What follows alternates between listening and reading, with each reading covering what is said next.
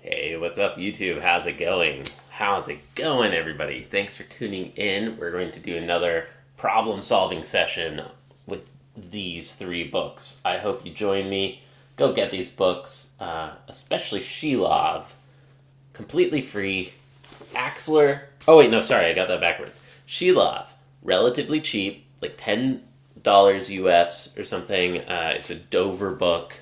God bless the Dover Publication Company. Well, I can't get that to focus, but anyways, it's a Dover book. It's fantastic. This one, literally free.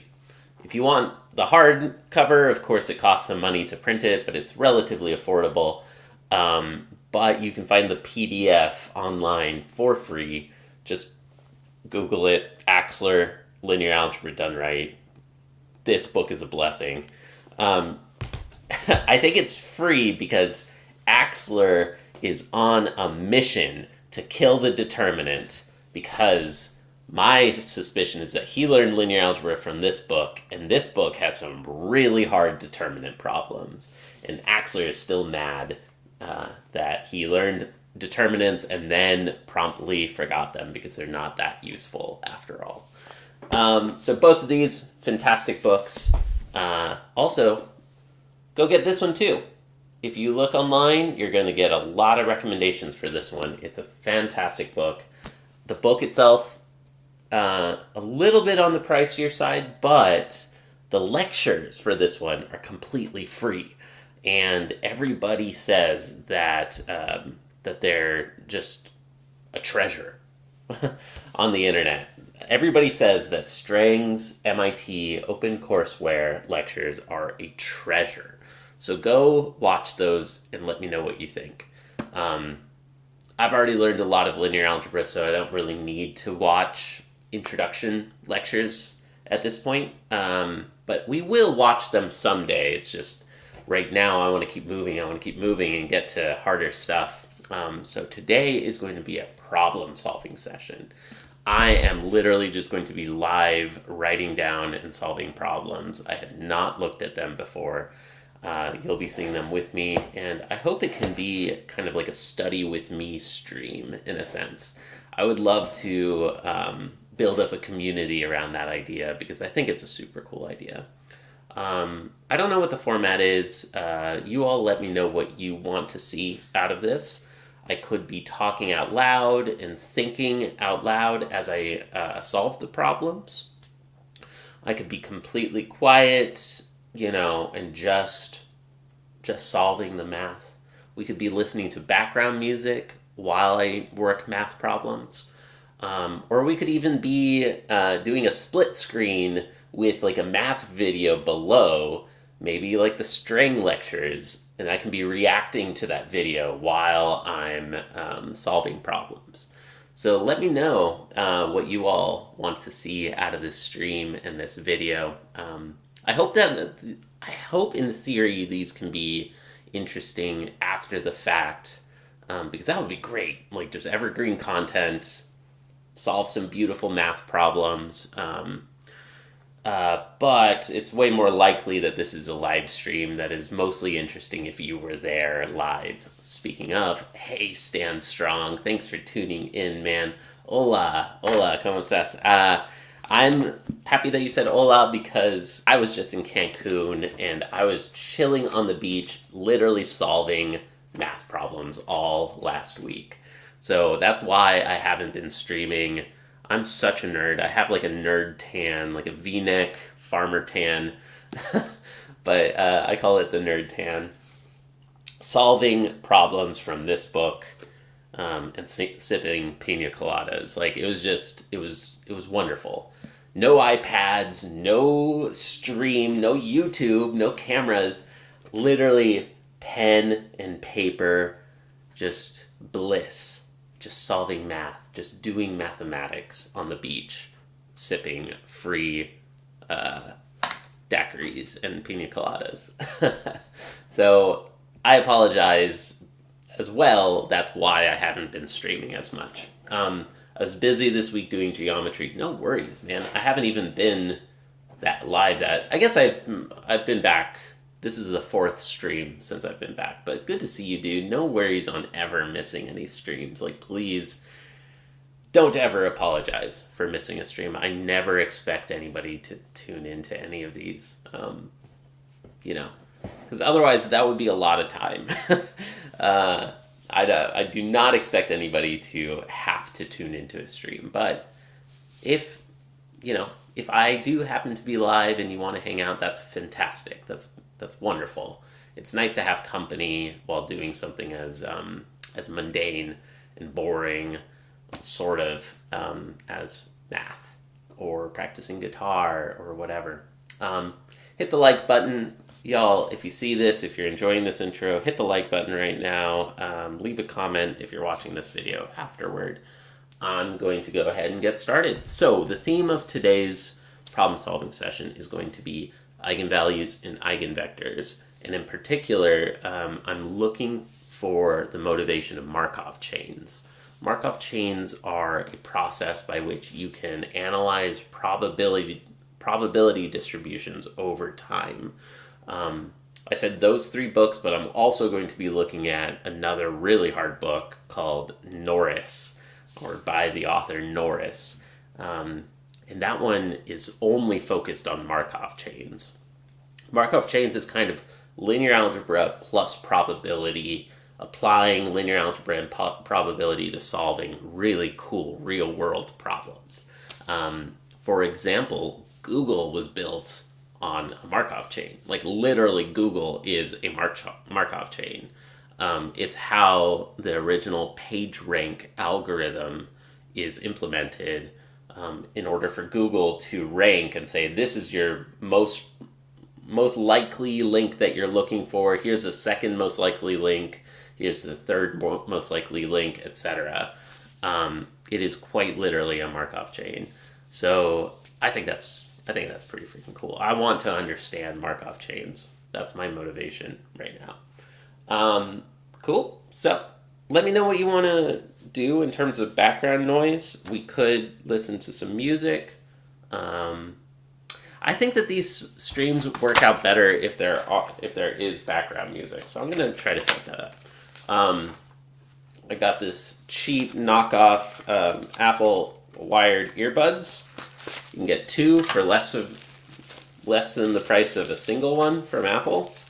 And I just hope that they look the same, because I like the look, the white earbuds look of Apple earbuds. And I really like Apple's original earbuds like these. And I had a pair that I was using and I love them, but my cats have taken to chewing them. The cats are chewing the earbuds and they destroyed the last pair. And so I'm like, there's no way. If this is going to keep happening and they keep destroying these pairs of earbuds, there's no way I'm paying $20 each for them to only last like 2 months. I'm going to try out this knockoff pair. They feel really similar. I guess this turned into a review, a review video of, I don't even see a brand name anywhere. But yeah, I don't even see a brand name anywhere. These are just knockoff, made in China, Apple earbud knockoff. They were $12, I believe, for a pack of 2. Maybe there were 10. And there are a lot of them on Amazon. So go check them out. I'm very happy that we can replace the...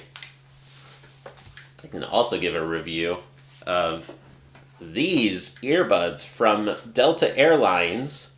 How? Come on. All right. So these earbuds from Delta Airlines, not very good. Do not get those earbuds from Delta Airlines. They're awful.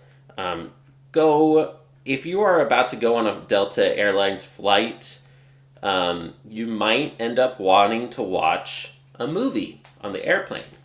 You might end up wanting to watch Interstellar on the airplane. In which case, you'll wish that you brought these pair of Apple or knockoff Apple earbuds. It does not work. Those planes do not work with Bluetooth. Thank God. I want to get away from Bluetooth. I like the reliability of wired earbuds, y'all. It makes me happy. Okay, so stand strong. Let me know. If you're still there, say howdy or something. What do you want? Do you want me to think out loud and talk as I'm writing down problems? And do you want to hear my inner monologue as I solve problems? Or would you like this to be more like background noise for you? I could play music, and we can just listen to music while I'm solving math problems live. I think either of those are kind of cool as an option, but they're just it's a pretty different type of video. So let me know. What do you think? What do you think?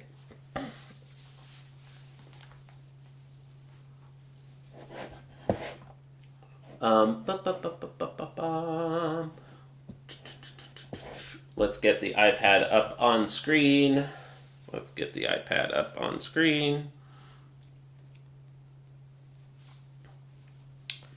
Okay, yeah, yesterday we wrote down the definition of a Markov chain according to Norris and according to Strang. We verified that Axler and Shilov, neither of them even define a Markov chain at all.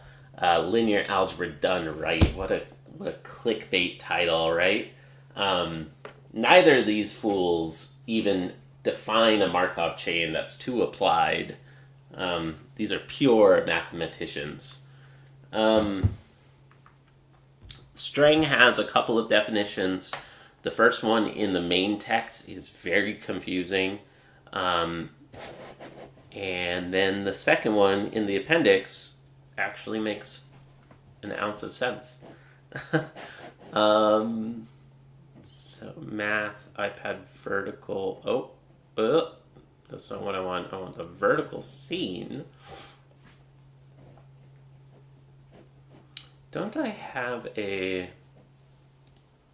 Yeah, this one. Okay, there are some changes that I want to make. We may do it live, or we may not, but you should be able to see the iPad now. Okay, let's go. Let's do this. Markov chains. So, what we've been doing yesterday, let's review what we did on yesterday, day 13. We wrote down a couple of examples of Markov chains. Here is one. In short, a Markov chain is a process with a corresponding transition matrix. And an important fact about that transition matrix, the key detail about that matrix is that every column adds to 1. And I think it also has to be positive or non-negative entries. So that's a lot like a probability. There's no such thing as like negative 10% probability of something. There's a 0% probability or there's a 100% probability. But yeah, every element, every column needs to add to 1, and they need to be non-negative. So 0 greater than or equal to, or every element greater than or equal to 0. That implies that every element needs to be between 0 and 1. Markov Polov. How's it going, Leo Lectures? How are you, man? So yesterday we reacted to Strang's definitions of a Markov matrix. He, out of the blue, defines and says, he gives this long example 1. And this is all in the section of eigenvalues and eigenvectors. And he gives an example 1 solving the eigenvalue equation. And here's this example. You get this determinant. You get this characteristic polynomial. And then blah, blah, blah. You calculate an eigenvector, blah, blah, blah.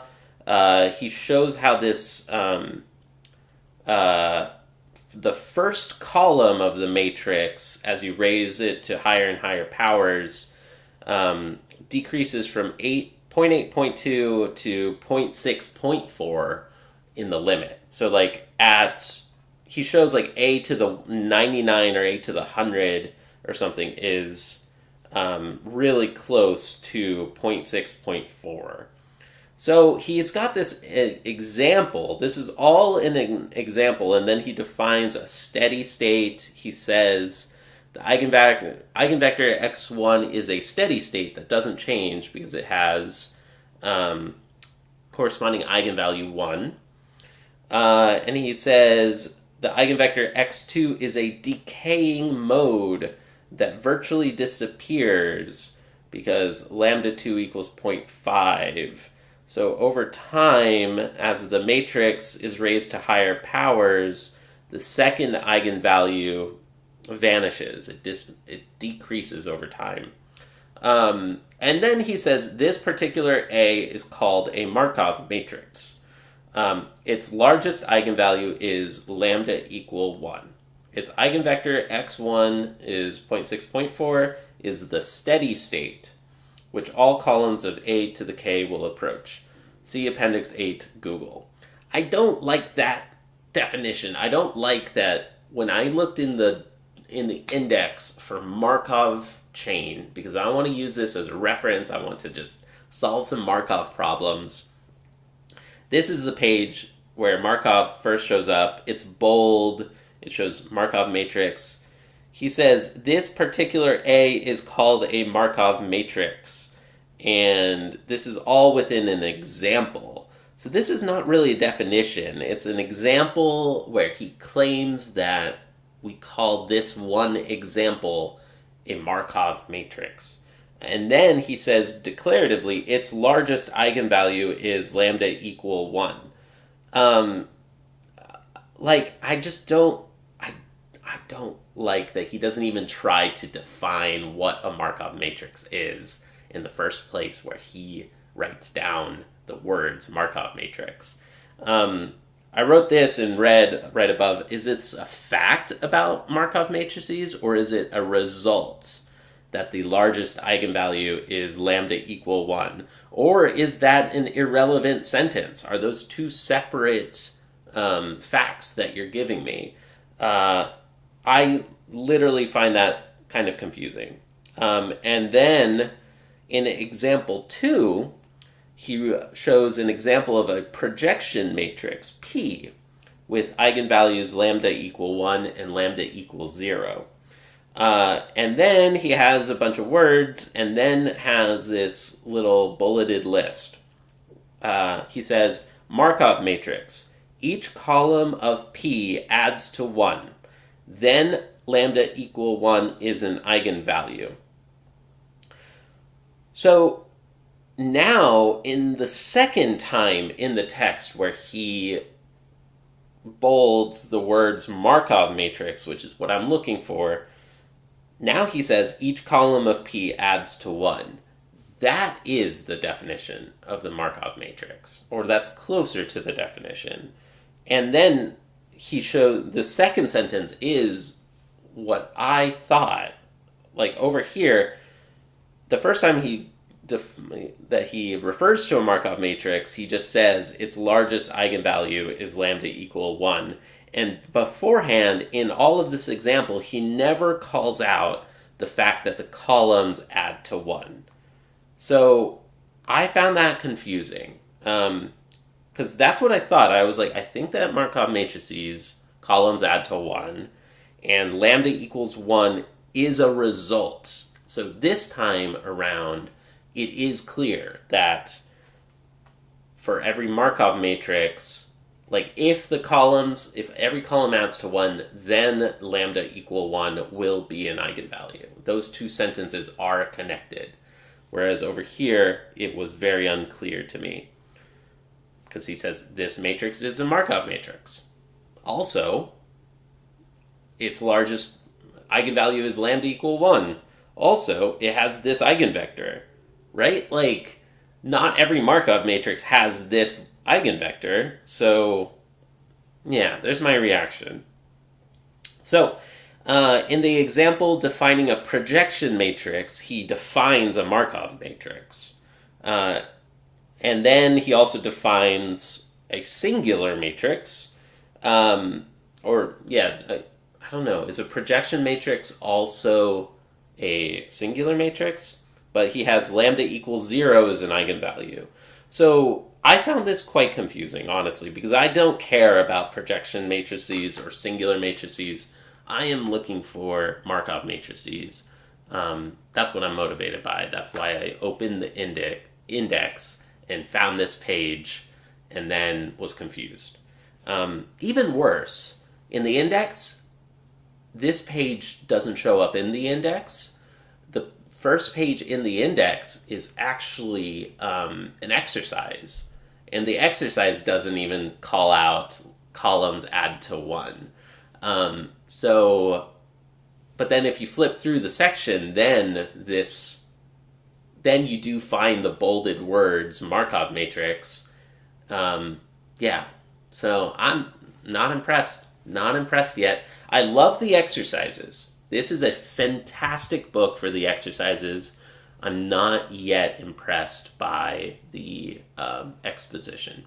But that's also because I'm coming at linear algebra with 2 full courses under my belt from 15 years ago and grading homework as a TA for 2 semesters. So I am not I'm literally not the target audience for this book, so who am I to say? But I'm a little wary about this one so far. Leah lectures, it's somewhat overkill, but you can see this result by Brouwer's fixed point theorem, lambda equal 1 eigenvector. Ooh, that sounds interesting. I do vaguely remember Brouwer's fixed point theorem. That's a fact from analysis, right? That sounds pretty cool, but I've lost the wrinkles to understand that and remember that. Someday, maybe we'll get back to understanding theory to that level. Anyway, so to be fair to Strang, he does say in the bolded section, this particular A is a Markov matrix, blah, blah, blah. He has a couple of other fun facts about Markov matrices. Then he does say, see Appendix 8. In particular, Google is a Markov matrix, which is super interesting. But I don't know about you, but I rarely actually read the appendices when I was an undergrad. I wasn't mature enough to actually read the appendices back then. Nowadays we are. So here is Appendix 8. Here's the first little paragraph. He says, this appendix is about positive matrices and non-negative matrices. Okay, I do have to pause. Why even say both of those things? Why don't you just say this appendix is about non-negative matrices? Because every non-negative matrix is a positive matrix. Every positive matrix is a non-negative matrix, right? So why even say both? There's just a little stumble there when I'm reading that. And I'm like, wait a minute, why did you say both? Markov matrices M are important examples when every column of M adds to 1. Boom. That's super clear. That is nice. That is the simple definition that I remember with this other fact that I wasn't even sure about. And here, this requirement, all Aij, every entry needs to be non-negative. That is important. That is half of the definition. There's no such thing as a -1 probability of something. So now it's of course, that makes sense. But I wouldn't have thought of that if you had asked me 2 days ago to define a Markov matrix. I would have just said, every column adds to 1. But then you can say that the matrix with 11 and -1 in a column. Oh wait, whatever, 11 and minus 10, that's a Markov matrix. But there's no such thing, or like, I mean, I guess, no, yeah, there's no such thing as 1,000% probability, right? I could be wrong on that. I could be talking out of my ass. But in particular, we are interested in probabilities. Like, there's no such thing as a negative probability ever, right?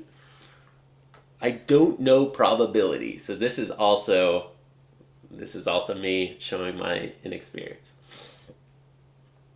Did Strang talk about what Markov matrices are for?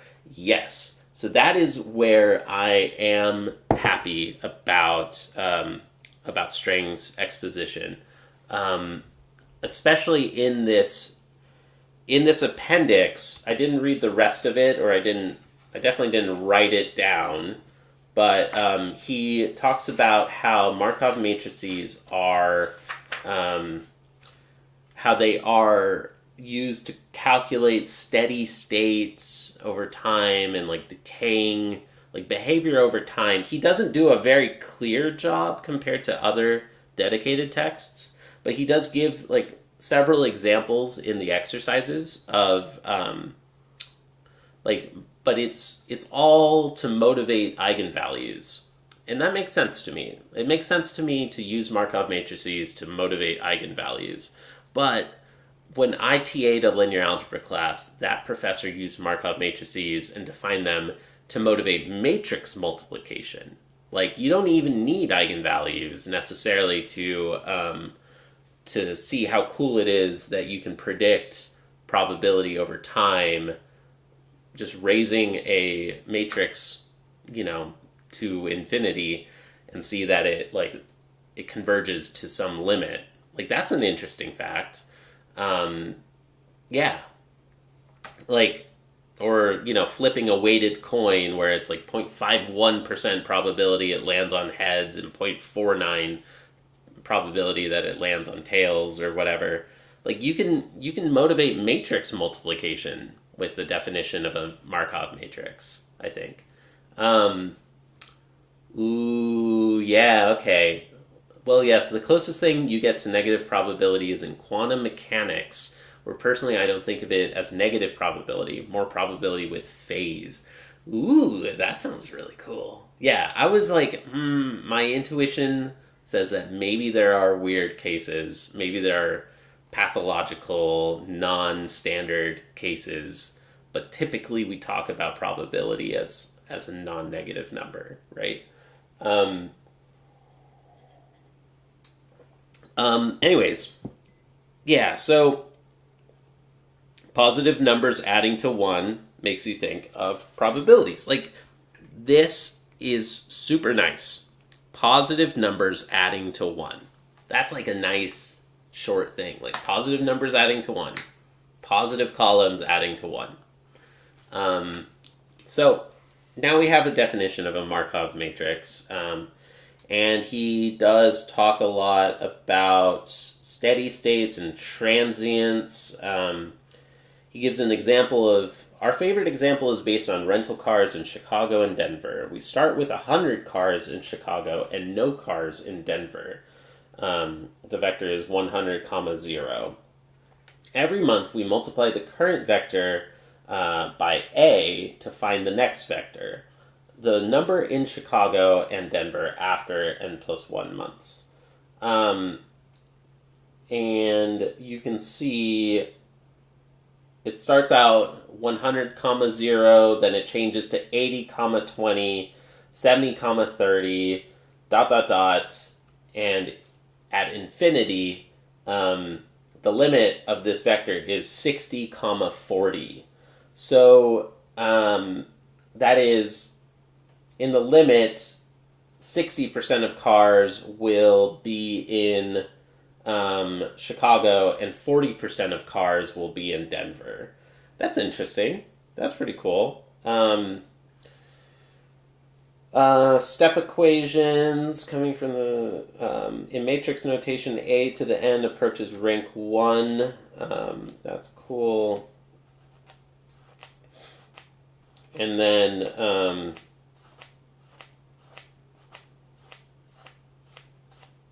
And then he gives an example of another matrix that does not approach a steady state. So that's cool. It still has an eigenvalue of 1, but it also has an eigenvalue of -1.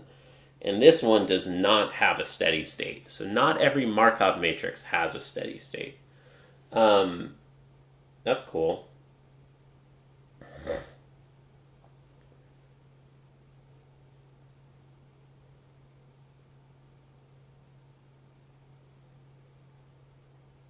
He talks about somebody named Peron and then somebody named Frobenius. And there's like a little proof of Peron. All numbers in AX equal lambda max X are strictly positive. Okay, neat. And then he gives an example. The big example is the Google matrix G. That is the basis for the PageRank algorithm. Parentheses, a major company survives entirely on linear algebra. That's okay, that's a little bit of a stretch of the truth, but pretty true. The matrix starts with Aij equal 1 when page J has a link to page I. Then divide each column J of A by the number of outgoing links. Now the column sums to 1. Finally, G, so this is a different matrix. You add this alpha term, which ChatGPT defined as like something that adds like some variance and like some kind of randomness term.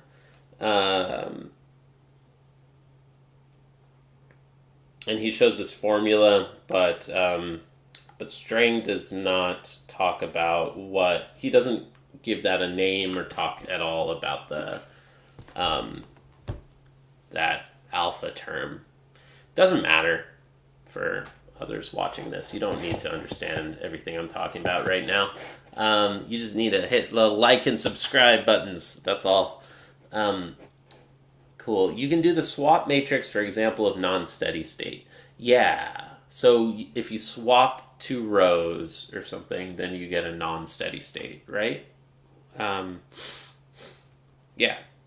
Cool. Anyway, so let's get back to our reaction channel. I looked into Strang and I looked into Adler because I'm trying to find more, Markov problems. Neither of these guys, these are pure mathematicians.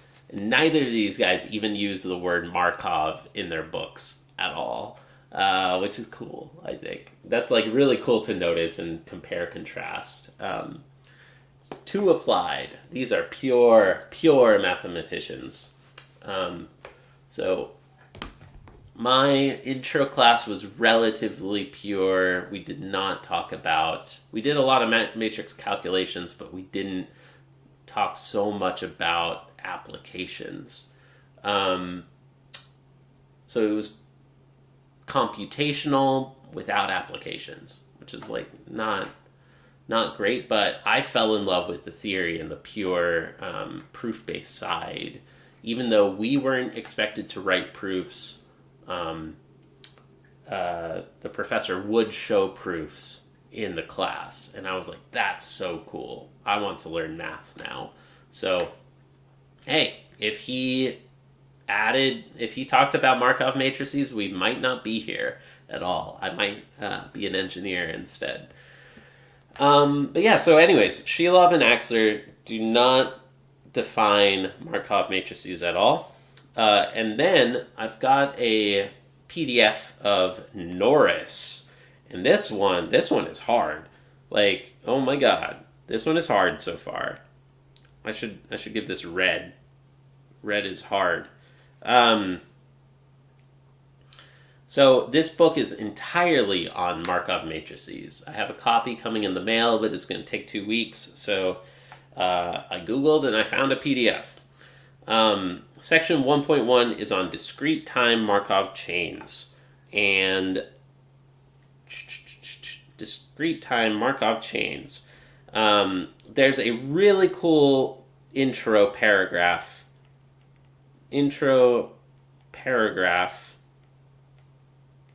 that says the key theorems are theorem blah blah blah on hitting times. Then in the next section you'll see a theorem on the strong Markov property, and then you'll see a theorem on, I forget what it's called, like the recurrence relation or something with an R.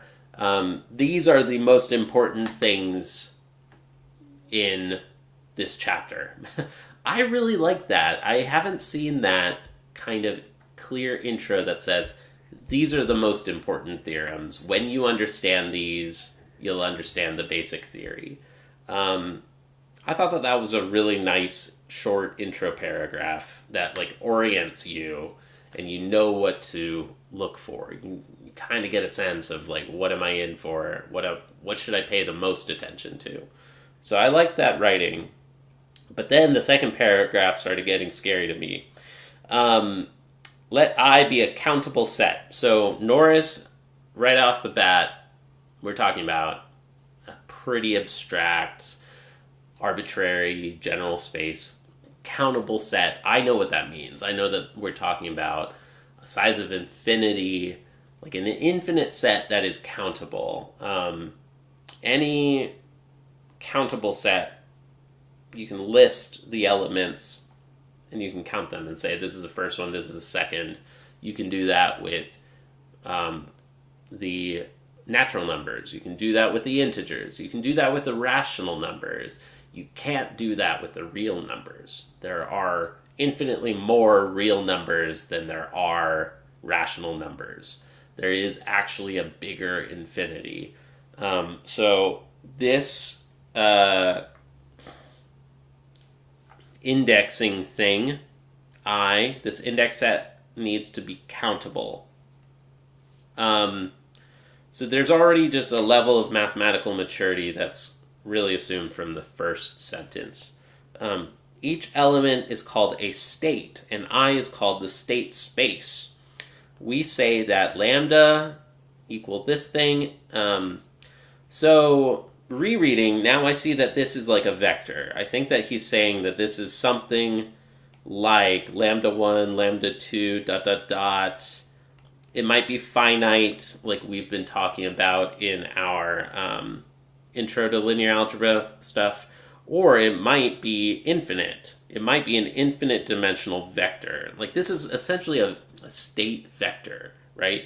And it is countable, so even if each I might be a weird example like lambda 0, lambda 1/2, lambda 2, lambda 3/2, like even if this index set is weird and it's like an infinitely countable thing, well, you can at least still write that vector as lambda alpha 1, lambda alpha 2. There is still this mapping. Like, we still can count. We can still say that this is the first one, this is the second one, this is the third one, on and on. Heading out, have fun, man. Yeah, thanks, dude. Thank you. Thanks for swinging by. Also, if anybody sees this video after the fact, go check out Leo Lectures. He's got some cool videos, very underrated channel. I've enjoyed the two that I've seen so far. And I see you've got a third one up now. Number 1, ZFC, axioms, assumptions, and solving a Millennium Prize problem. Number 2, don't worry about the axiom of choice. And number 3, constructing the integers and rationals by modding equivalence relations. That sounds cool. I want to understand that stuff. Those are fancy words. All right, so anyways, we say that this vector thing is a measure on I if every element in it is non-negative. Okay, is this measure theory? Are we talking measure theory right here? I mean, that sounds like we're talking measure theory, right? I'm guessing that that's not a coincidence, because I have not learned measure theory. I would love to. In the preface of the book, Norris does say, in particular,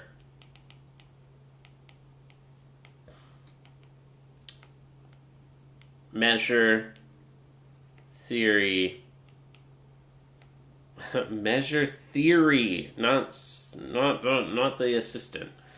Measure theory background is... Be quiet. Assistant. Measure something theory is... measure... Background and measure stuff is not assumed. Okay, so... he assumes some experience of probability, but not measure theoretic probability. So we do have this definition, but I think that's as far as he's going to go in terms of assumptions, or maybe he's just going to develop all measure stuff that's necessary throughout the book. So that's a little frightening to me. Are we getting into measure stuff as well as Markov chains? But I'm still following. All right, so we've got this vector sequence thing, and every element needs to be non-negative. Again, non-negative, just like what Strang said. If, in addition, the total mass, so if you add all of them to 1, then we call lambda a distribution. Okay, that makes sense. I like that name. So in Strang's book, he could have said every column is a distribution. Every column is a measure, and every column is a distribution. Well, I think that if it's a distribution, then it's also a measure, probably. So we work throughout with a probability space. Cool. Oh my god. And then he shows this, and I'm like, what do those three things mean? Probability space, and then this triple of fancy characters. All three of them I can't type on my keyboard easily. But I think that this is capital Omega. This is fancy F. And this is blackboard P. Okay? And I literally don't know what those three things are. So he has not... This hasn't been quite as self-contained as I wanted it to be. But that's okay. Recall that a random variable x with values in I is a function x from omega to I. Okay, recall that a random variable x with values in I. Okay. So it's a function. A random variable is a function from this omega space into the countable set I. Still don't fully follow that, and that's okay. Suppose we set lambda I equals probability that x is equal to I equals a probability that omega... my god, what is going on? Then lambda defines a distribution, the distribution of x. We think of x as modeling a random state which takes the value I with probability lambda I. We say that a matrix P is stochastic if every row is a distribution. Okay, so this part, Norris is doing differently.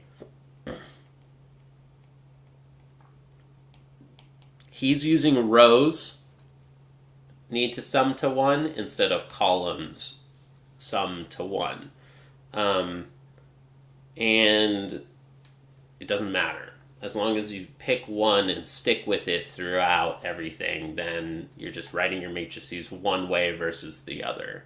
But all of the theory of linear algebra applies for both rows or columns or both.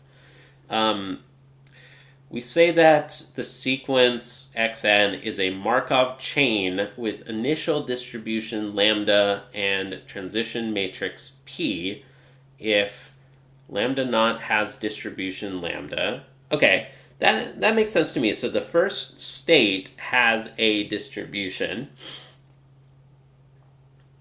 And okay. Yeah, so this is, I see. So x naught is, like in the example that Strang gave, he gave the example of the vectors like number of Chicago cars and the number, or I should say not number, but percentage of Chicago cars and percentage of, what was it, Denver cars? Did he really pick Chicago and Denver? Those are like two of my favorite cities. That's cool. Those are literally my two of my favorite cities. When I was young, those were like the two cities I wanted to move to. So that's cool. All right, so string, this is an example of the vector where they need to add to 1. Every element adds to 1. And it has a distribution lambda. I guess the distribution lambda is this vector. And x naught is more like the abstract space of cars, I guess. And like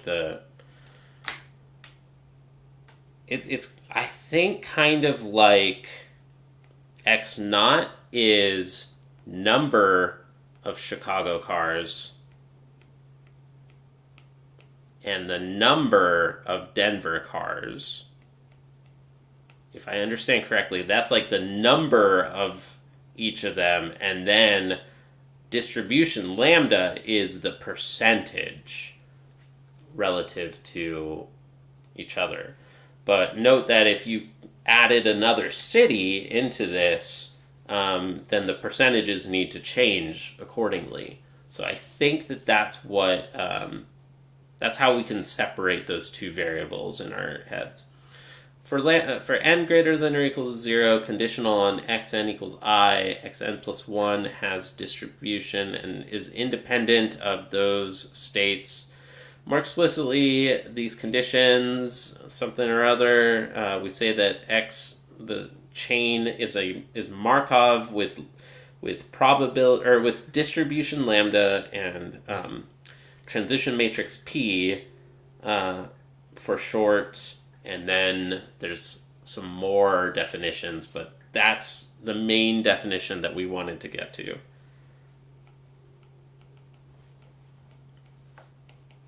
So then I stopped writing, and I was also completely out of time yesterday. So thanks for letting me review what we did yesterday. Now let's finally get to some problem solving. Let's create a new fun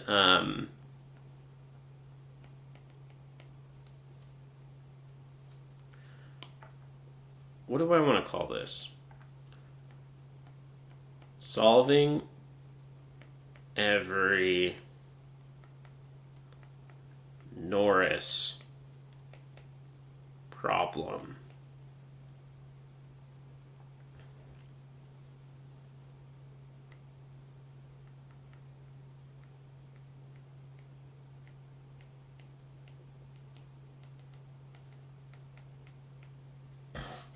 Okay. So, let's see. 1.1 is going to be discrete time Markov something. Discrete time Markov chains. Yeah. I keep thinking, is it Markov chains or Markov systems or Markov processes?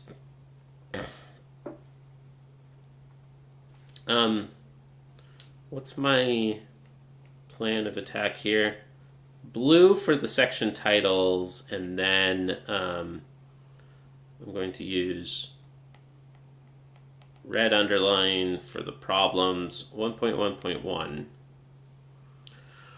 Okay, let's write down this problem. We're not going to be able to solve it, but we can try to understand it just a little bit. All right, he says, let B1, B2 forever be disjoint events with the union of all of them equal omega.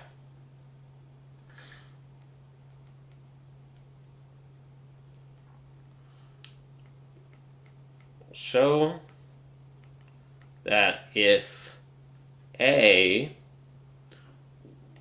is another event and the probability, I think, of A given Bn equal P for all n, then the probability of capital A equals P. I don't understand that. Then he says,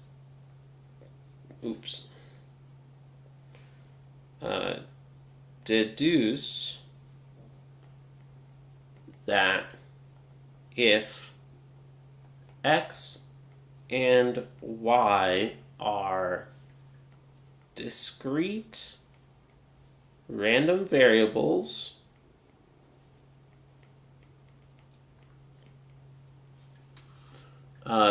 then the following are equivalent.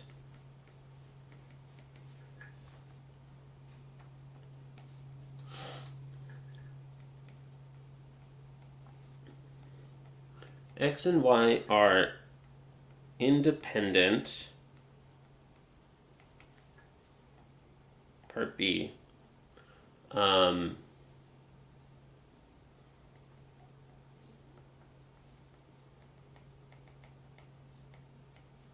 the conditional distribution of X given Y equal lowercase y is independent of lowercase y. Okay, and then that's the entire problem. So, pause the video and solve this and let me know how it goes. All right? Pause the video, try to solve it. Let me know what the answer is, because I don't know I don't even know how to begin this problem. So let me know if you understand this. Please help me understand. What are all these? I mean, I think I could figure it out. I could absolutely figure it out. But right now we don't have enough probability background to tackle this one yet.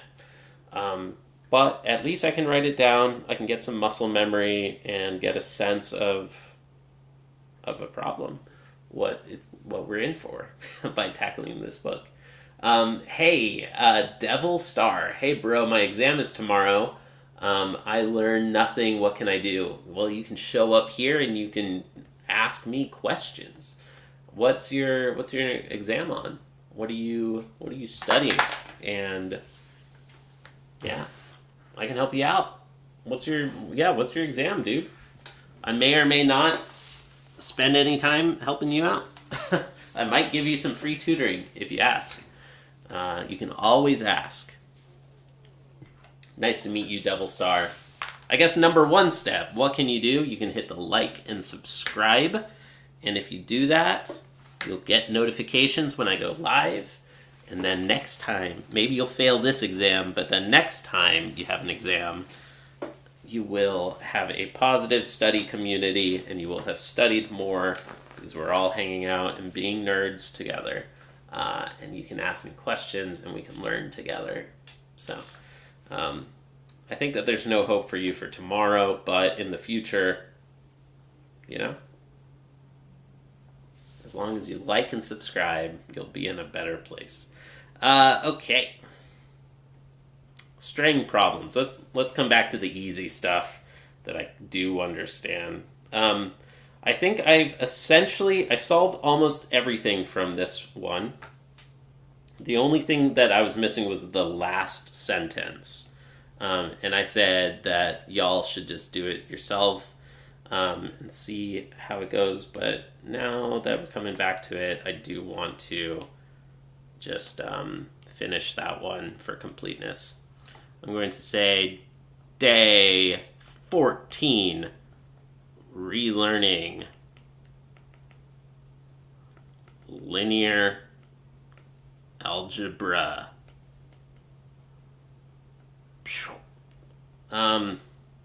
Strang 6.1.1. The example at the start of the chapter has powers of this matrix.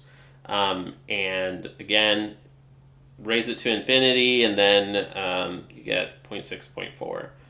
So I think that this is the same. Yeah, in the back of the book, he talks about it being like cars in Chicago and cars in Denver or something. But what he really is saying is like, this is my favorite example matrix. My favorite distributions, lambda 1, lambda 2. Right now I'm saying lambda because that's what Norris used, but let's stop that because in Strang, lambda means eigenvalues, and I don't think that they're related directly. But maybe these are distributions. I'll just write that out. Distributions. Because 0.8 plus 0.2 equals 1. 0.7 plus 0.3 equals 1. 0.6 plus 0.4 equals 1, etc.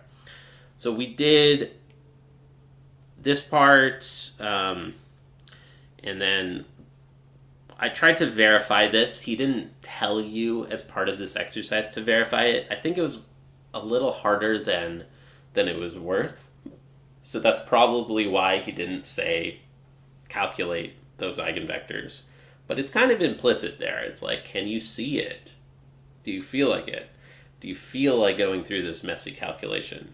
Now, this is the next part. Show from A how a row exchange can produce different eigenvalues. And I think that this is like what Leo Lectures was referring to.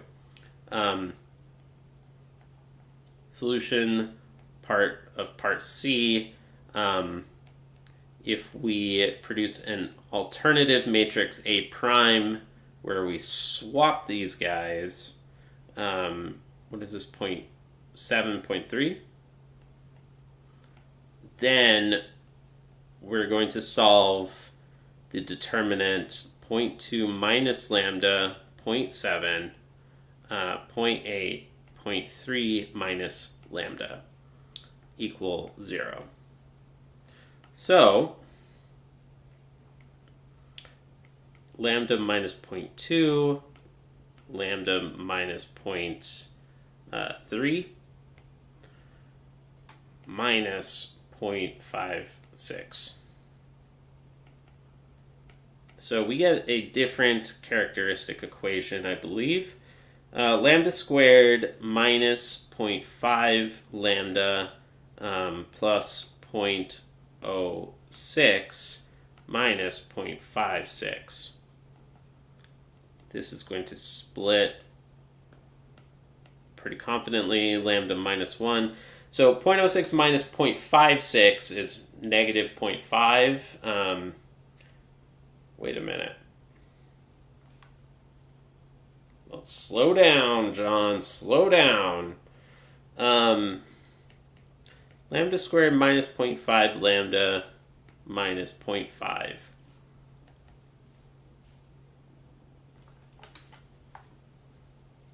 Oh, yeah. Okay.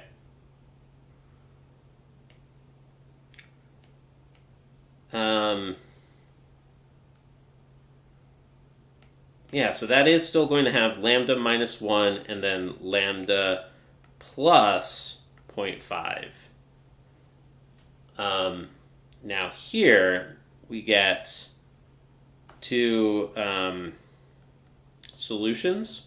Lambda, and again, because this equals 0 and AB equals 0 if and only if A equals 0 or B equals 0. This is the important algebra fact that we're using here.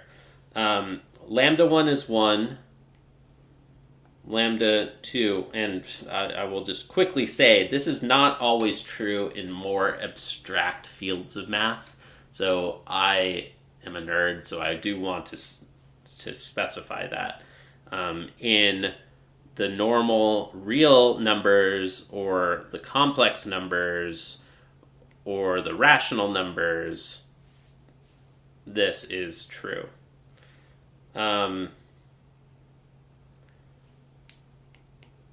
Etc. And typically we're working with the real numbers or the complex numbers.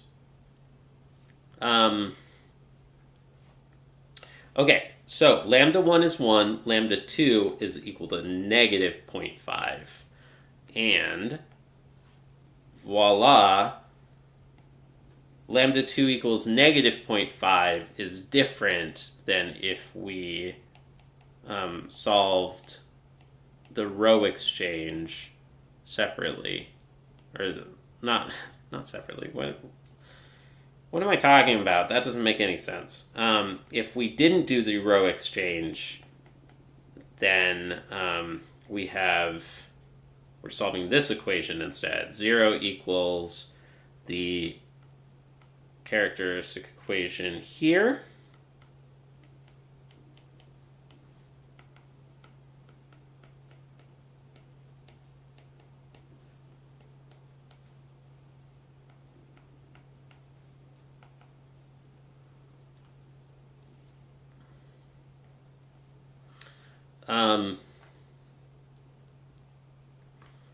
Did we get the same thing? No, I don't think so. Yeah, lambda minus 1.5. Or wait, sorry. Lambda squared minus 1.5 lambda plus 0.56. This time we got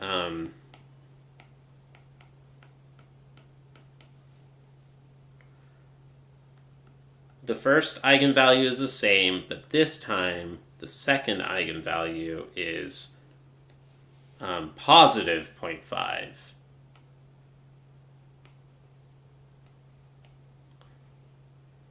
Whereas this time, with the row exchange, we got negative 0.5 for that eigenvalue.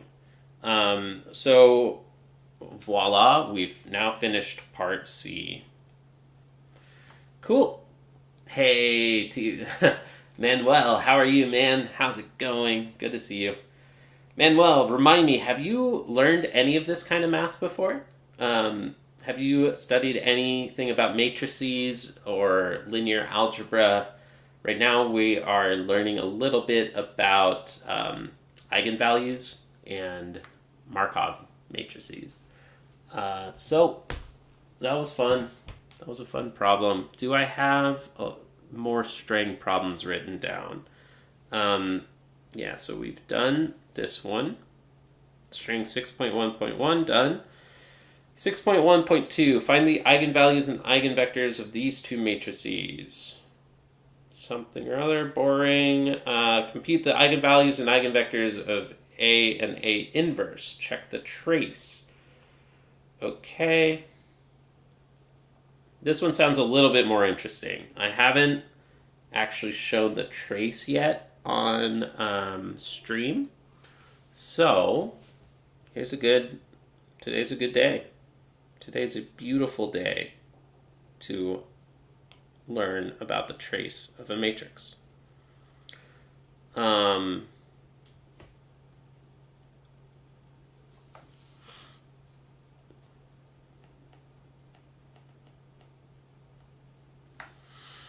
Okay. Compute the eigenvalues and eigenvectors of A and A prime. So 0 is equal to negative lambda. I'm going to jump faster into these solutions. So then lambda times lambda minus 1. I'm doing a negative 1 times negative 1 trick on that, if y'all haven't seen that yet.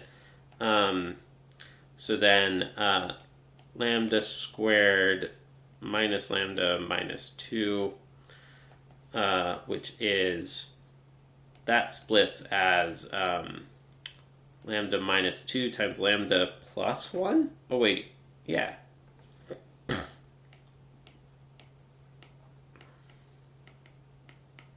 Okay.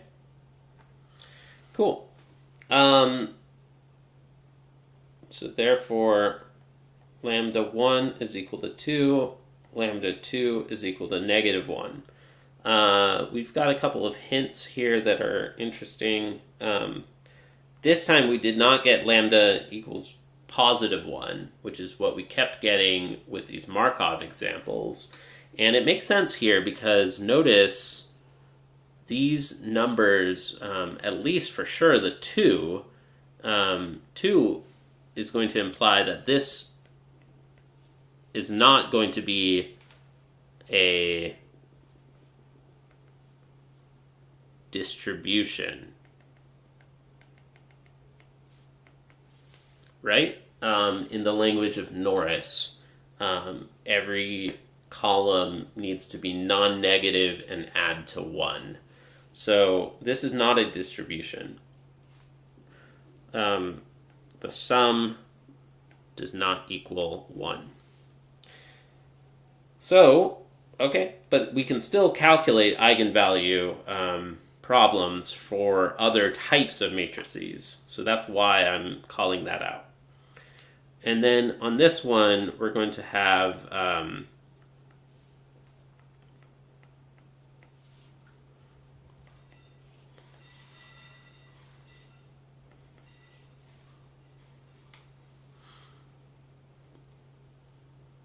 okay. 0 equals negative 1/2. Oh, wait. Oh, no. I see where... Well, slow down, John. Slow down.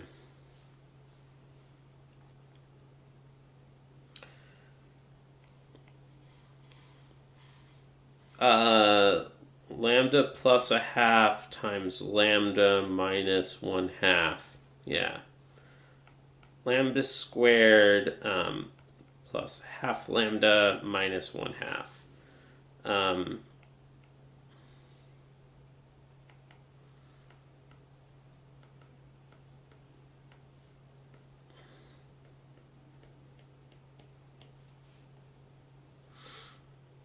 Right? Isn't that right? Yep. So the two eigenvalues are negative 1 and positive 1/2.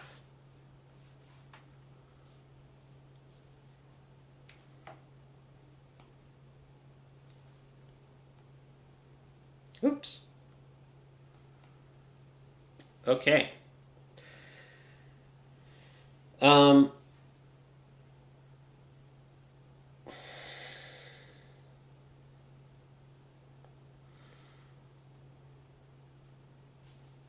is this inverse? Like the inverse of -1 is -1.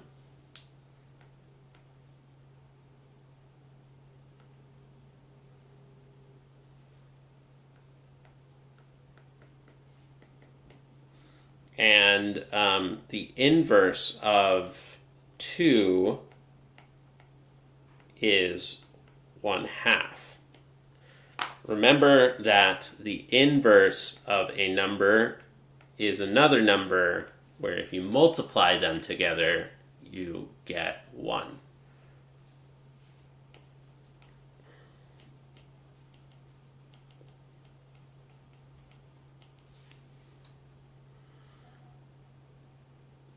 Oh, wait. Oh. When A has eigenvalues lambda 1 and lambda 2, its inverse has eigenvalues, I think, 1 over lambda 1. In other words, lambda 1 inverse and lambda 2 inverse. So I misread this eigenvectors as eigenvalues.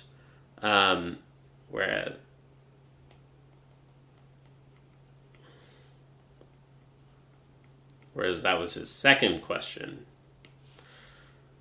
I would swap the order of those two fill in the blanks because I can see that I can calculate the eigenvalues before calculating the eigenvectors. So I don't agree with that ordering. I would put the second question before the first question there. But who am I? Who am I to say that? Let's calculate eigenvectors. We're going to calculate lambda or x1 for lambda 1 equals 2. And then maybe I'll calculate, first off, let's get these subscripts to match.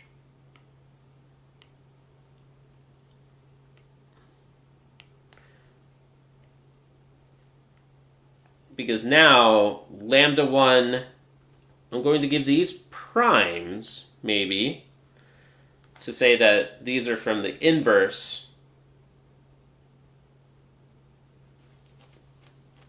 Maybe I'm confusing. Maybe I'm making everything confusing. But what I'm trying to say is I want to calculate... the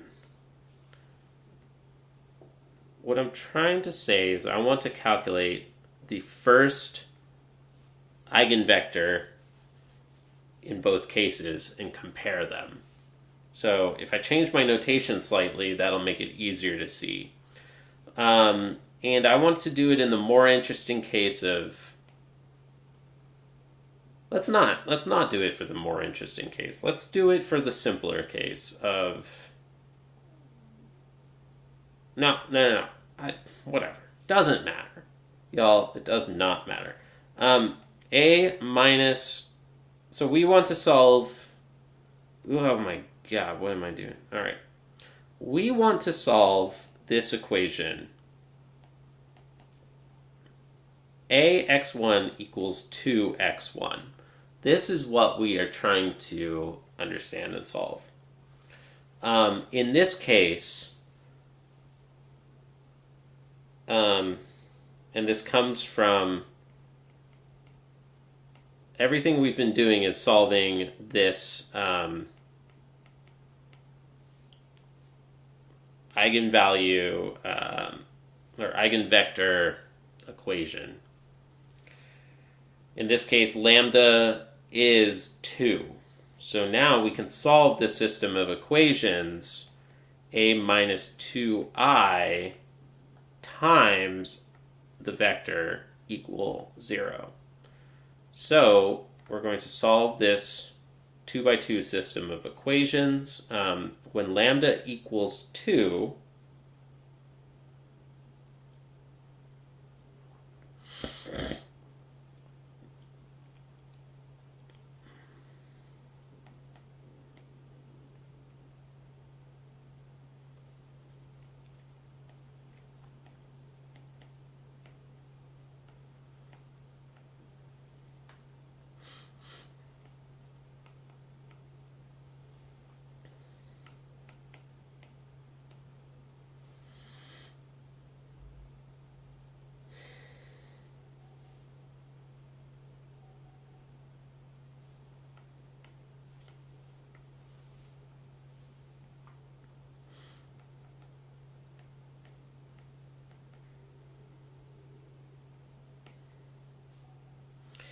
this is like the equation a minus b equals 0. And that's all the information we have. So we can solve b equals positive a. And we can plug in any number to pick one eigenvector. And this is going to be true for any multiple. So this is one example, but it could also, another eigenvector for lambda equals 2 could be 2 comma 2, and that's because any scalar multiple of that vector is also going to satisfy this scalar multiple equation. You with me? Now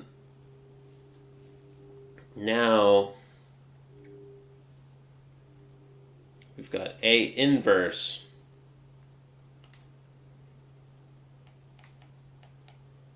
minus positive 1/2 or negative 1/2? Positive 1/2 I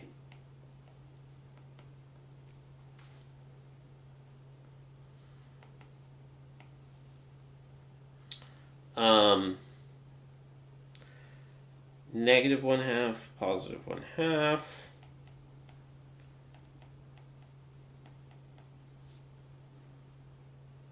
one 0,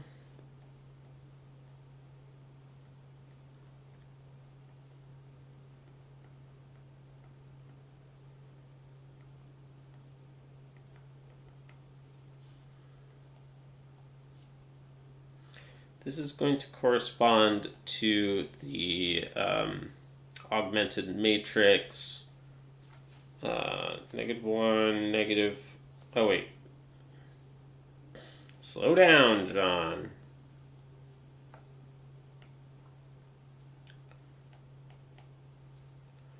Zero minus 1/2, 0. Solving this linear system of equations, we get 1 minus 1, 0, and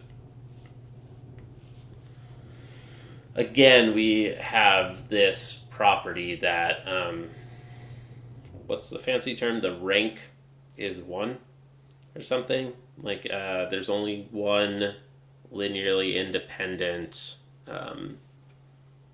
vector. Row vector or something. Whatever. Did I screw this last one up? Oh, no, it's the same.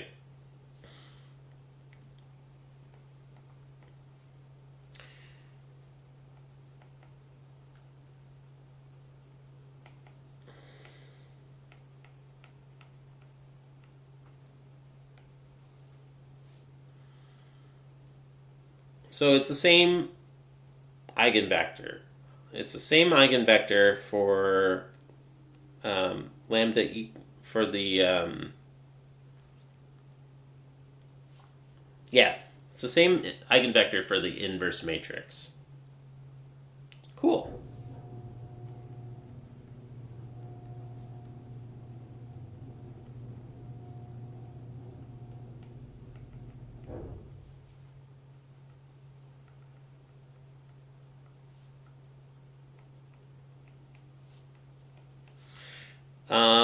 We could verify that by running through the calculation for lambda equals -1 and lambda,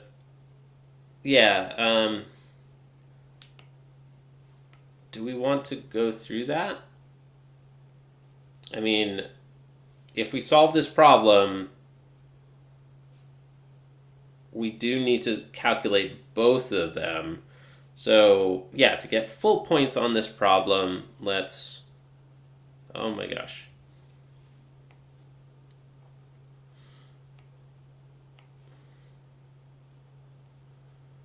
Let's just see it. Just to finish.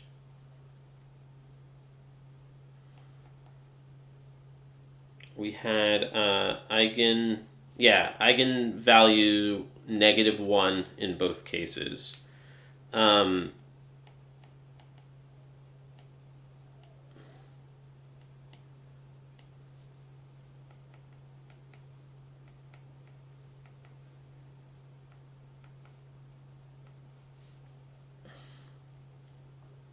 So then we're going to solve the equation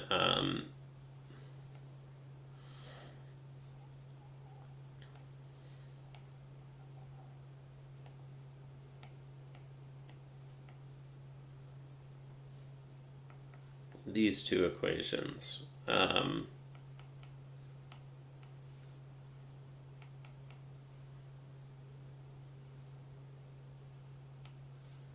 Yep.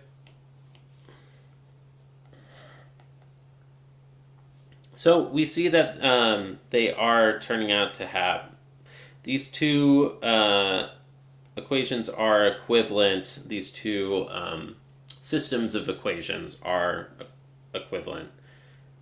We're getting 1, 1, 2, 0 like that, and then 1, 2, 0. So since they are equal systems of equations, they're going to have the same eigenvector. I don't even need to write down exactly what it is. I'm, at this point, very confident that they have the same eigenvector.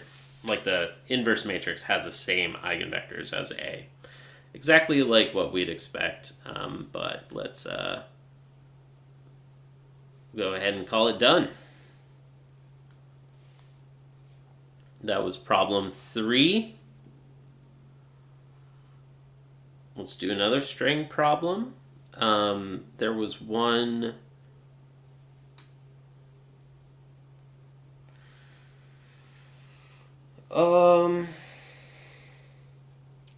This looks really, really similar, so I'm going to skip that one. 6.1.5, find the eigenvalues of A and B and A plus B. Oh, on this last one, it did ask. There was one that was asking about check the trace.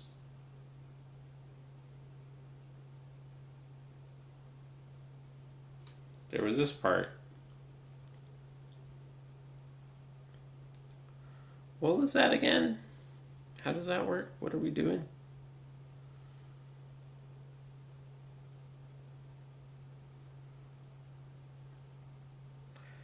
So he said compute the eigenvalues, and then he said check the trace. I think that what we have is that the sum, if we add the, no.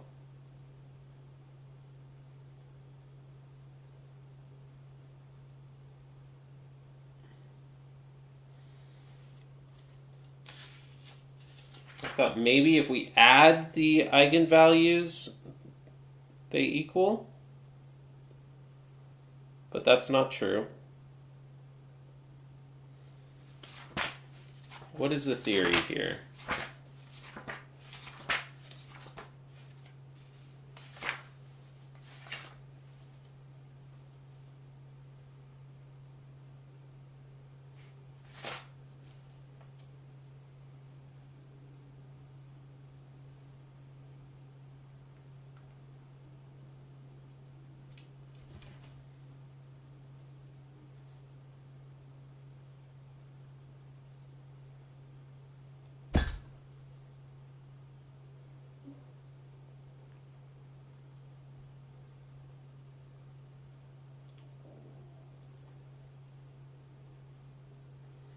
Okay. Strang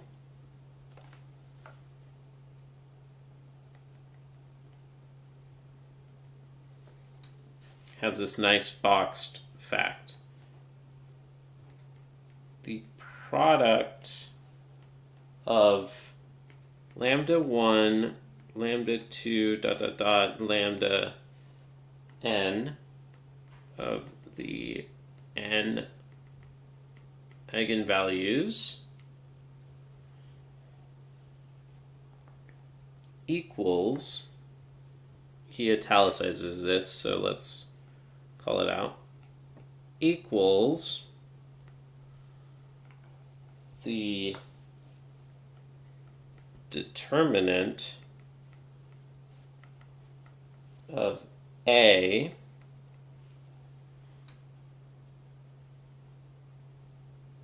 and then it's kind of confusing. He has this on the next line, but it looks like a run-on sentence.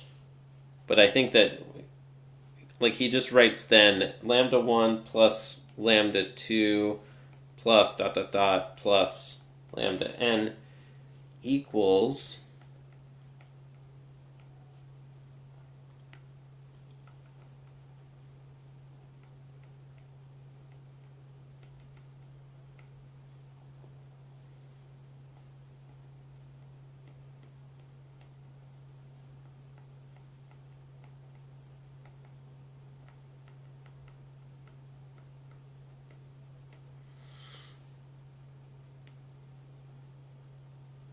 and he has this nice fact boxed. It's really, if I understand correctly, two separate facts. One, about the product. Two, about the sum.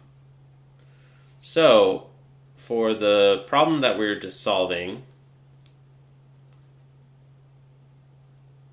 the determinant of A was 0, 2, 1, 1. The determinant of 0, 2, 1, 1, which equals minus 2, right? And the product of these eigenvalues that we found was, what was it? 2 and negative 1.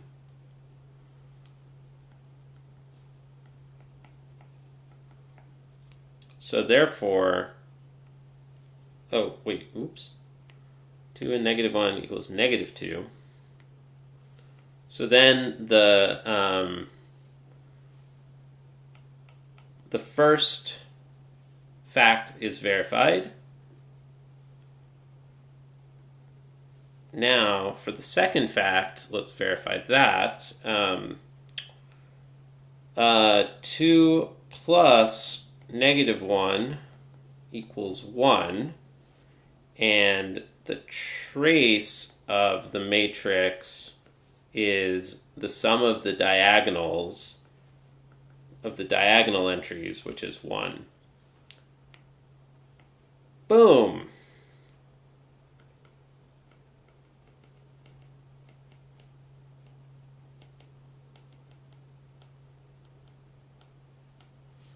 Cool. So we verified both of those facts from the theory. That's pretty cool. I'm not going to do it for the inverse matrix, but obviously it will be the same because that's a theorem. That's a fact that can be proved. So I'm confident we can say that this problem is now done. Let's get another cool string problem. Or we could look at another Shilov or Adler problem. Maybe we're getting bored at this point of this stuff. I don't know. What do you all say? Anybody out there? Anybody watching at the moment? Leave a comment if you're watching this afterward also. Even if you're not here live, it helps me know at this moment, am I going too slow, too fast? Do you want to see harder problems, easier problems? How do you feel about linear algebra? Do you want to learn linear algebra, or do you want to learn calculus, or do you want to learn number theory, or probability, or college algebra, like simpler, like SAT math? Let me know. Leave a comment. I'm going to get another coffee. and urinate, and then I'll be back. All right? Be right back.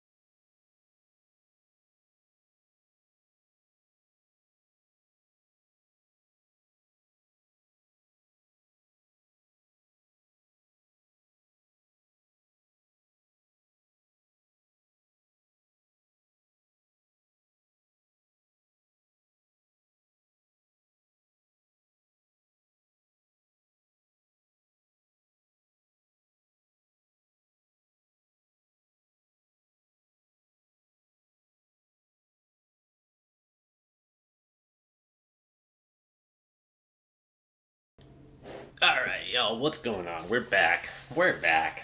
Yeah. Did he solve this problem? Did he figure it out? I hope you did. I hope you did. I hope you're having a great day. I hope you solved this problem. All right, let's listen to some music. I'm getting bored because nobody's chatting. So why don't we listen to some music? I think that'll be fun.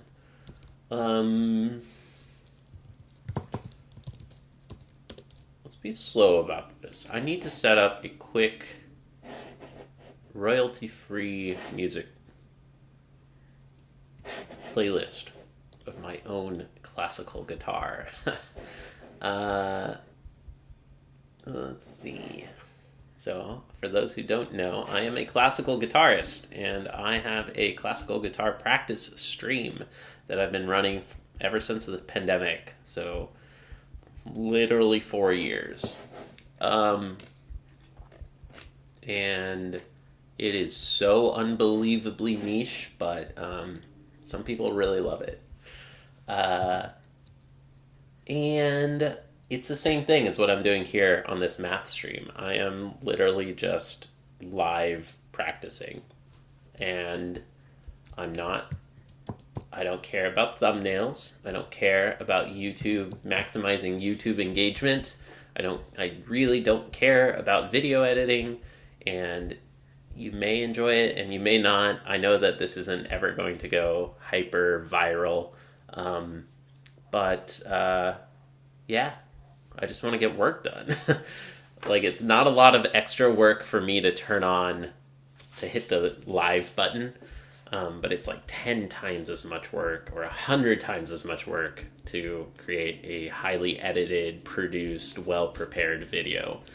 But I would like to be solving math problems anyways, so I might as well just hit live and hang out with folks. And I think some people really prefer and appreciate the authenticity that comes with live streams. That's my theory, but leave a comment below. Like, leave a chat message if that sounds interesting, or if you wish that this was much more highly produced. Yeah. All right. So let's find youtube.com. YouTube, studio.youtube. I guess I need to switch my account. I hope it doesn't break anything about the current live stream. It shouldn't, if I understand correctly. Hey, somebody subscribed. Thank you for the sub, person, whoever you were. I think we got one. That's nice. It might have been from a video, but it's more likely that it's somebody from this live stream. So thank you for the sub, whoever you are out there. I need to create a new playlist, so that's hard. That is going to take a moment.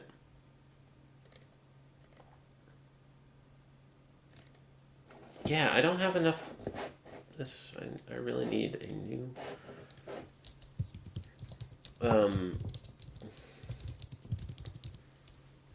copyright free, because I'm tired of getting copyright claims on my music. It is technically 20th century music, but it is my own performances. It's my own practice sessions around them.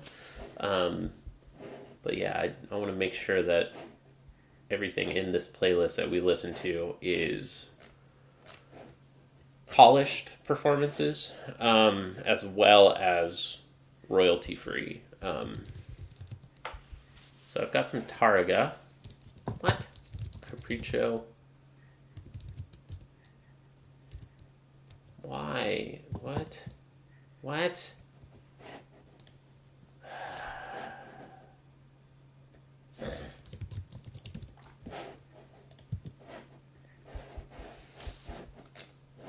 Sorry. Making a lot of mistakes right now. All right, royalty or copyright free is a new playlist, and in this playlist, nobody's chatting right now, and anybody who's watching this after the fact you can just hit the fast forward button and you could scrub a little scrubber thing and find the point where I'm writing on the iPad again. I guess this is my most recent take on Capriccio Arabe. Safari's broken. This thing isn't working in Safari. Oh my god. YouTube. Giant L to YouTube. That's what the kids are saying, right?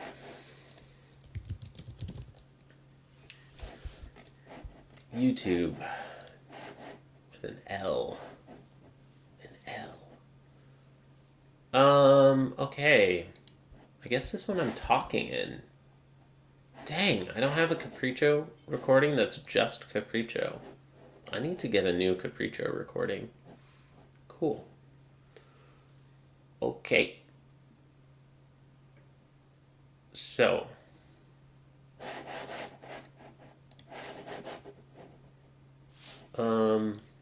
Edit. Add to playlist. Copyright free. I want music only videos. Most of my videos I'm talking in, and I want to not do that. I want to only have performances.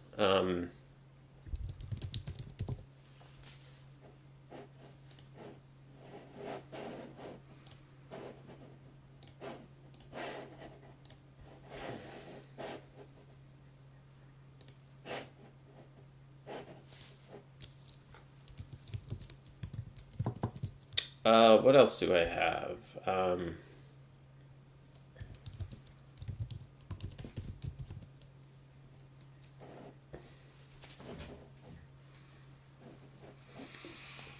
I've got this one. My Lady Hunstan's Puff, take one. This is a decent recording. It's okay. I've got the Chacon. Yeah, that's a big one. The Chacon, take 11. This is just a performance of this humongous mammoth piece that I spent like 2 years learning. What else do I have that's copyright free? Oh, this Regandi piece is really nice.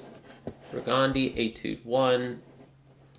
Skip forward, y'all. Okay, why don't I actually just... Let me make sure... If I start playing one of these, are you getting the audio? Nope, not yet.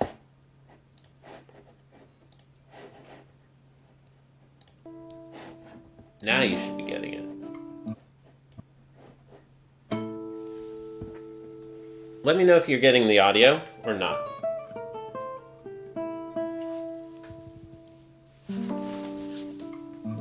And let me know how the audio levels are. Should I be louder, my voice compared to the music? How are all those things? Let me also check some chat. Anybody there? Nope, nobody's there. That's okay. It's a little loud for me in my earbuds, so I'm gonna turn it down. I think something like that would be better. How is that? Okay.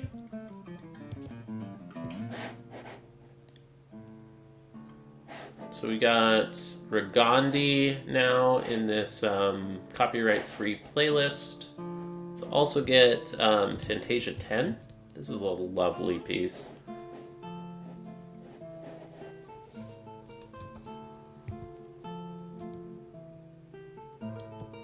Where is it?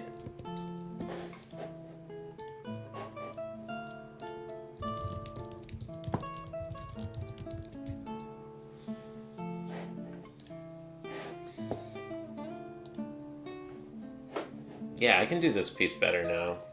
This was a long time ago. It's just like a little stiff compared to where it is today. I think the Barrio stuff is copyrighted still. I think it's all fair use performances, but I I don't want to deal with the content ID claims left and right. Oh, Bach, of course. I've got a lot of Bach.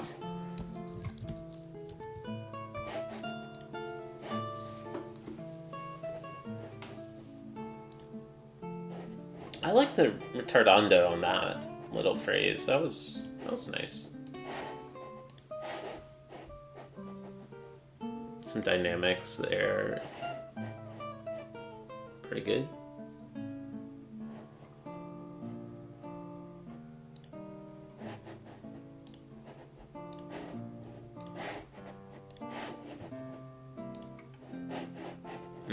I needed more pullback in that part. I know I've got more, and I'm just forgetting. But this is the bulk of it. Ah, and there's a mistake. There's a mistake! Oh no! People are gonna make fun of me on the internet. I made a mistake. Oh no! Oh no!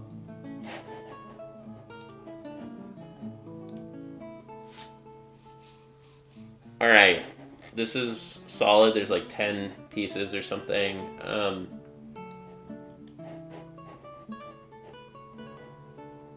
After this one finishes, I will rearrange these. Or I'll start playing it from the playlist so that it'll just continue straight.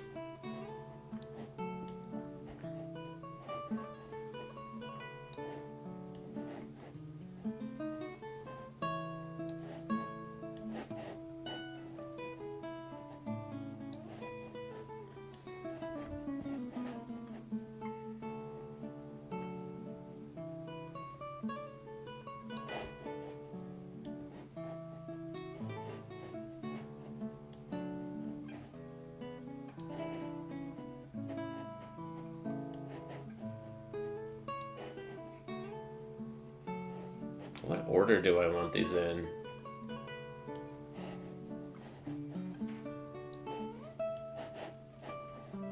I don't know, it doesn't matter. Okay.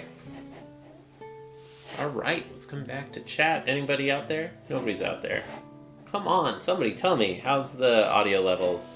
It's hard for me to tell.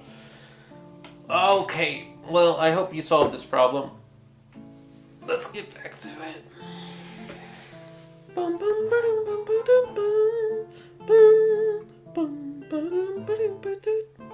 Dang it, what happened? Okay, well.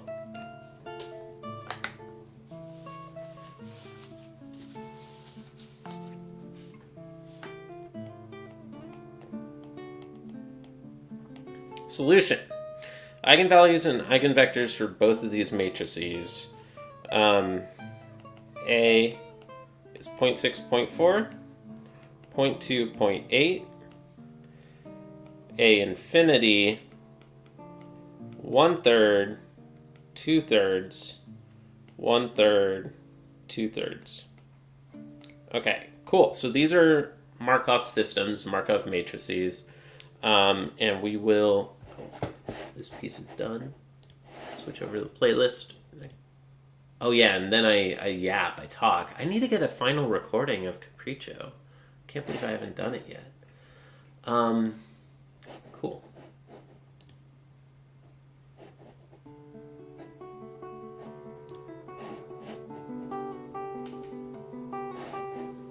I'm playing this one a little too fast, I think, now that I listen to it again. Oh well.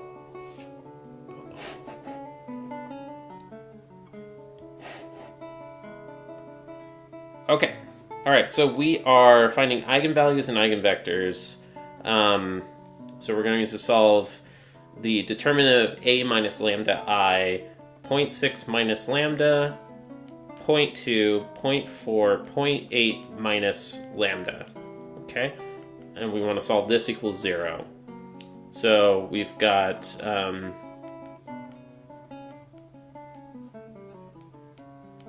yeah, I'm just like too rushed in this old performance. Like, it just feels like kind of like stiff, like I'm like barely hanging on or something. Anyways,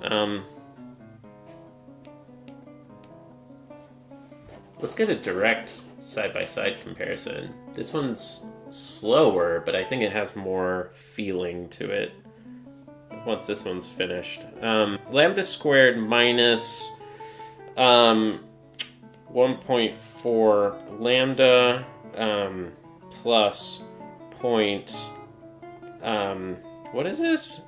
4.2? Why am I blanking? Yeah,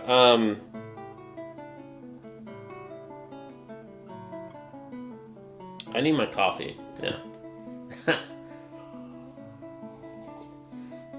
That's wrong. This is 0.48. Oops. All right, minus 0.08. I felt like that was wrong.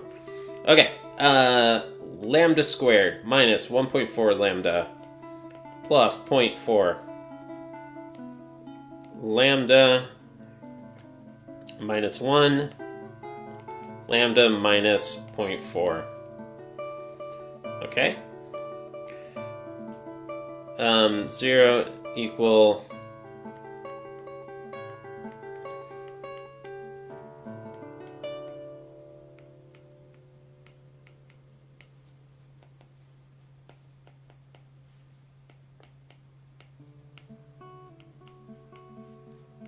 yeah, this is too slow. It is, like, definitely too slow. It really sounds like I was relearning this piece, which is exactly what was happening. I gotta get a better recording. Oof. I think that there's more feeling to it, but it's just too slow.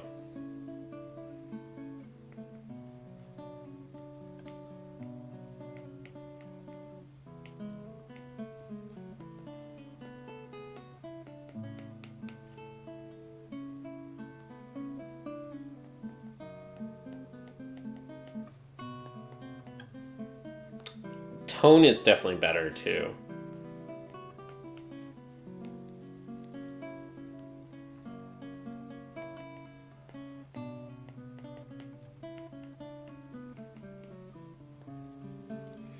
Okay, so I think in general, anytime that an eigenvalue has an absolute value less than 1, then, well,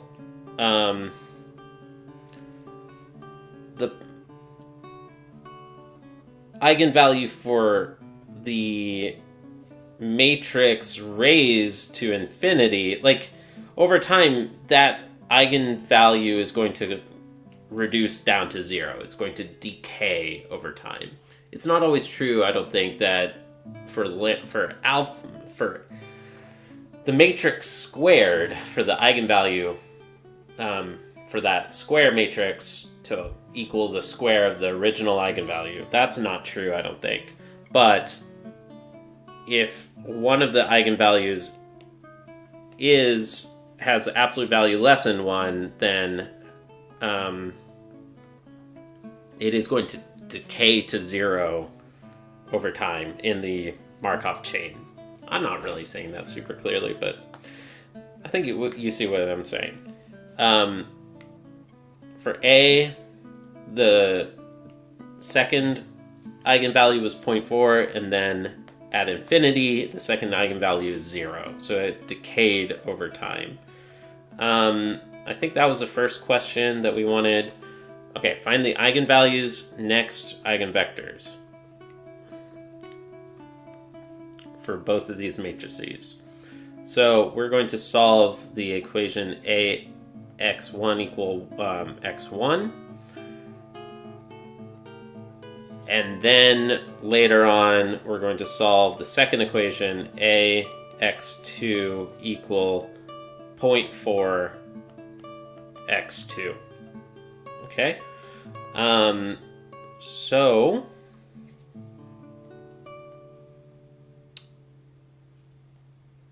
comparing against the entries in that determinant, this is going to be negative 0.4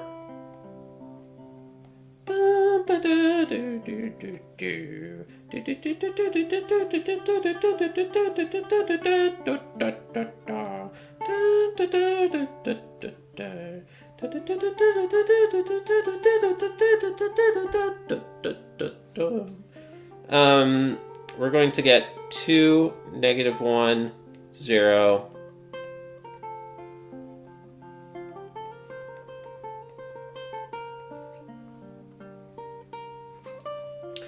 So 2 times the first component equals the second component, right?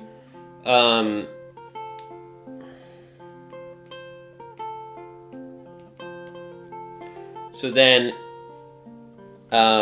if the first component is 1, then the second component is 2.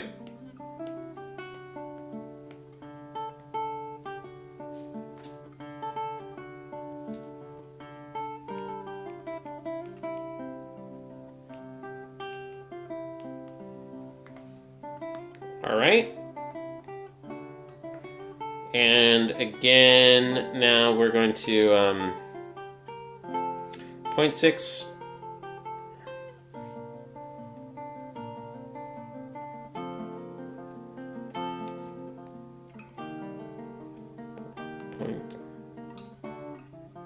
Why don't we copy this?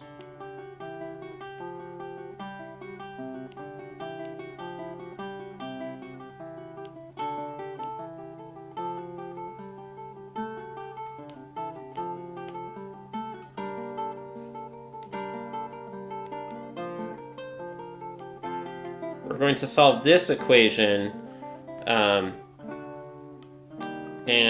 lambda is now 0.4.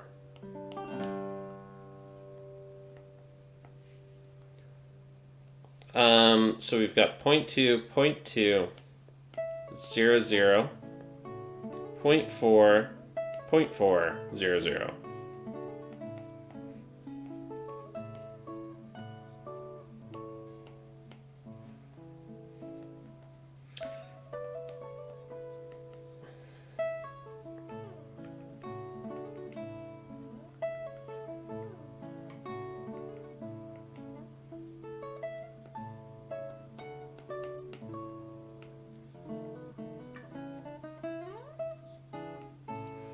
Okay, so we found the 2 eigenvectors for the first matrix. Now let's find the eigenvectors for the second matrix. Again, yoink. I love this piece. I really want to relearn this one. It's so nice. Ooh, little mistake there, but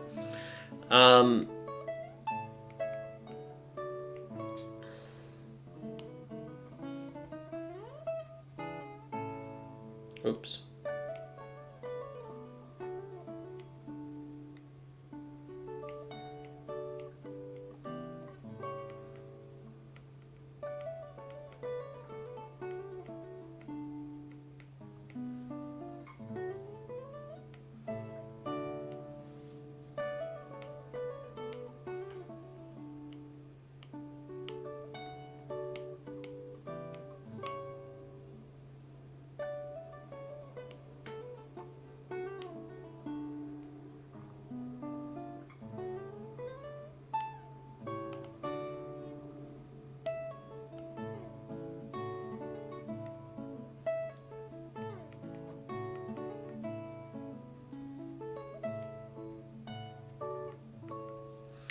When lambda 1 is 1, so we're solving that equation, and then we're going to solve 0.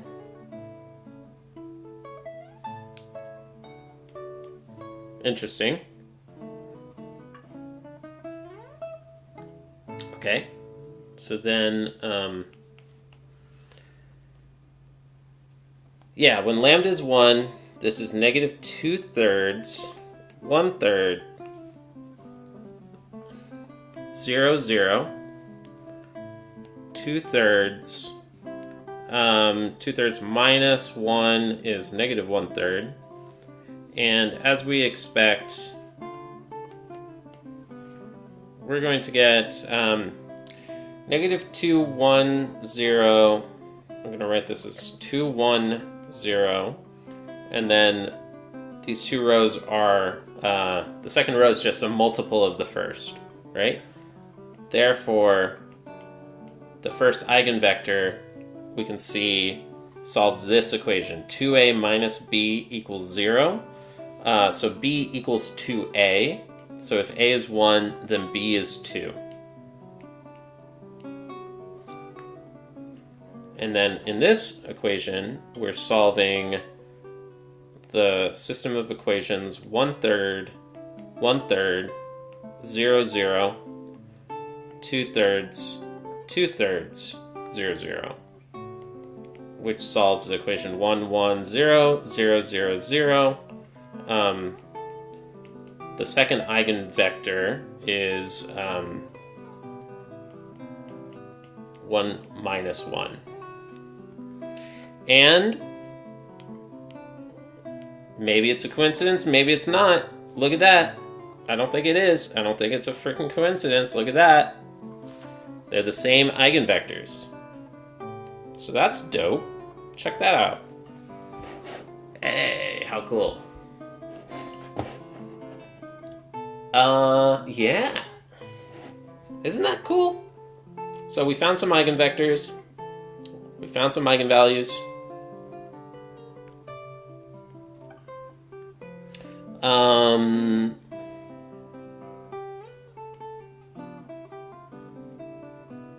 Explain from these answers why a to the 100 is close to a infinity.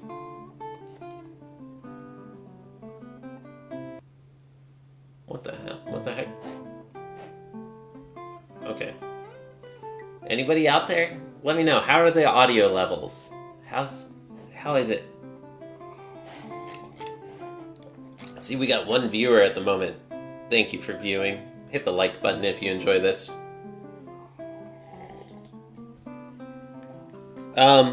Okay, so explain from these answers why a to the 100 is close to a infinity.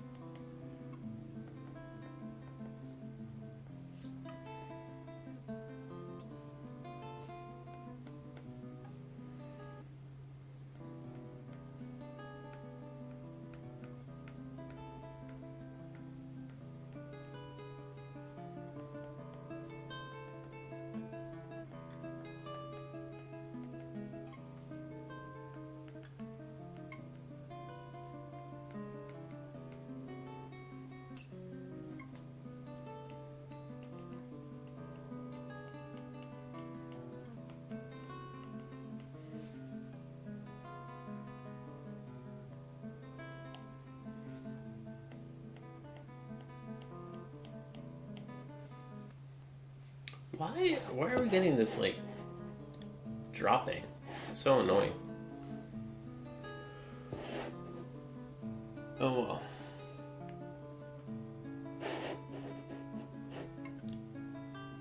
How's it going, y'all?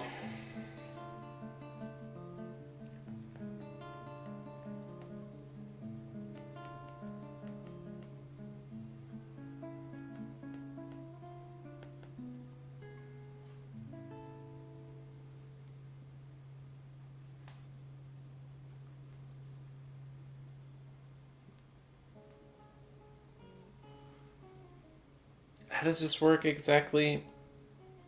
E to the 100 x2.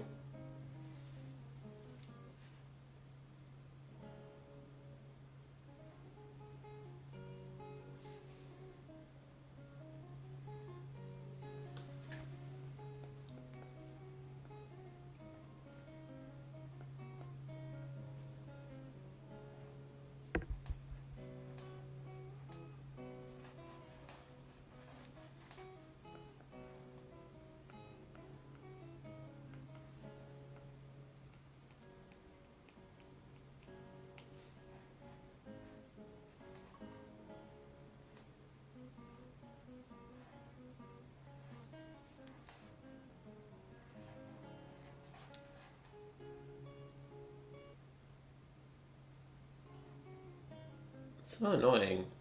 I need to download these videos or something so that it doesn't drop.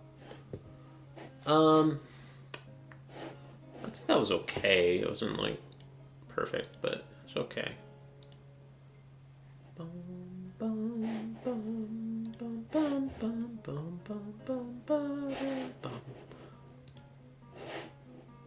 Yeah, I don't know. I think that this is a decent answer. There's some note like this in the text for Markov chains, so I'm going to go ahead and call this one done. I think we're close. I think we're good enough. 6.1.10, done. Exercise table. Cool, we're getting somewhere. I want to solve something from... Ah, shoot. Okay, so this one still has some talking. I want to get rid of that. Alright, so... Alright, next we got this one. Alright, we're going to get through this song, which is 17 minutes straight. And then we're going to be done.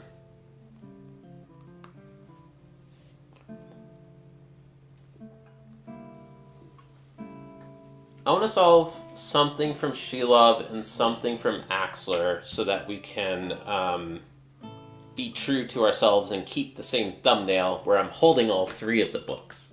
So,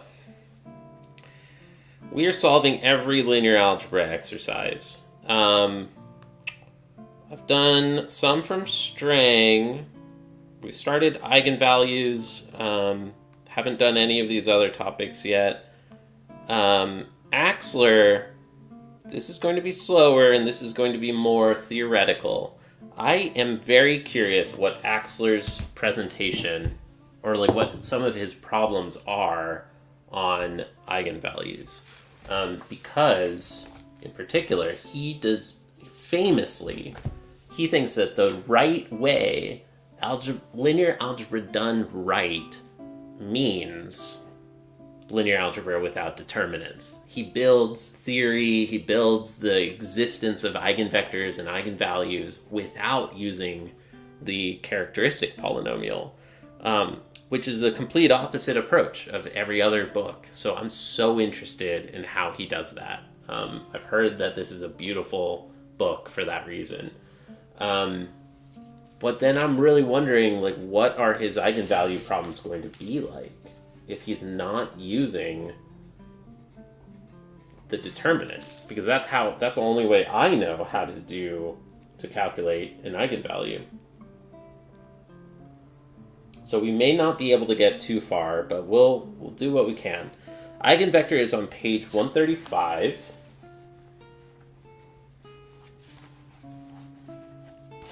Okay, so what we're going to do first is I'm going to copy this pattern that I wrote for Strang. So we're going to write down every section.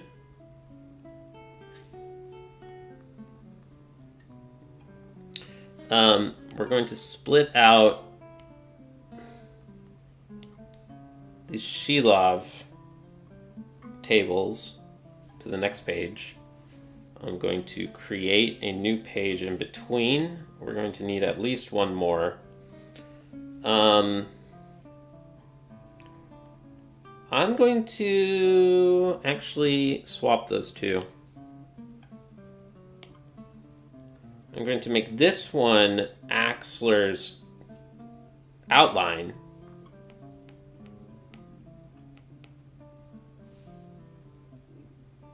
I'm going to give this a clickbaity title.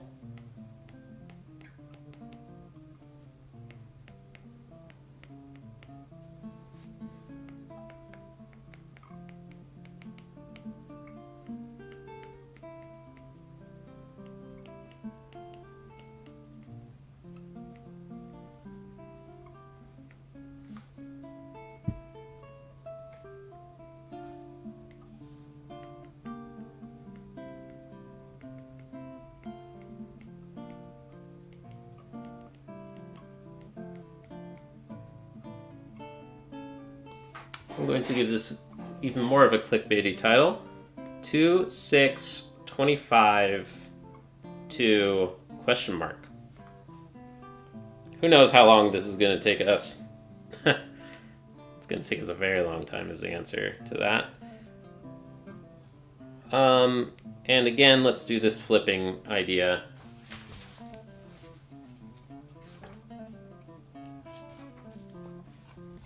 Man, I'm so proud that I did this. This is a hard-ass piece. It was harder than I should be working on, but you know what? I did it. I did it.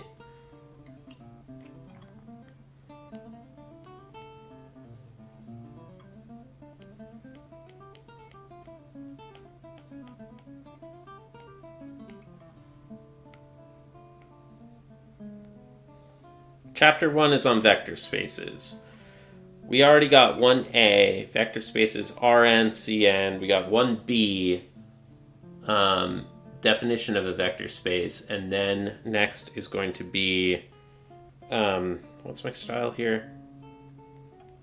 Axler 1C is on subspaces.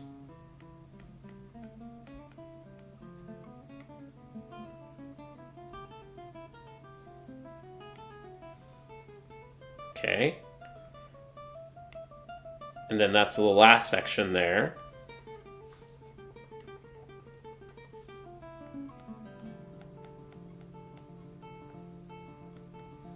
Axler chapter 2 is on finite dimensional vector spaces.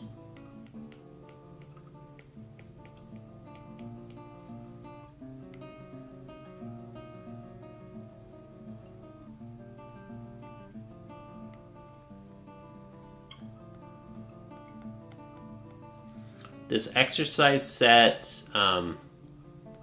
2A is going to be on span and linear independence.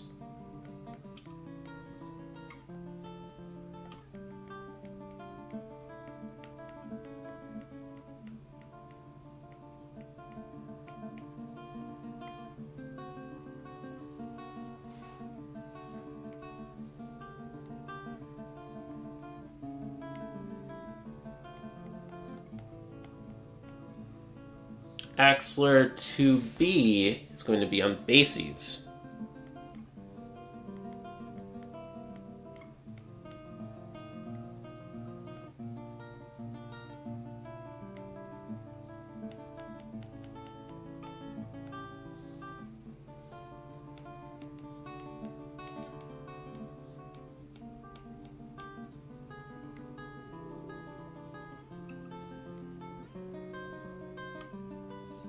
Cool. And then those are all the topics within finite dimensional vector spaces.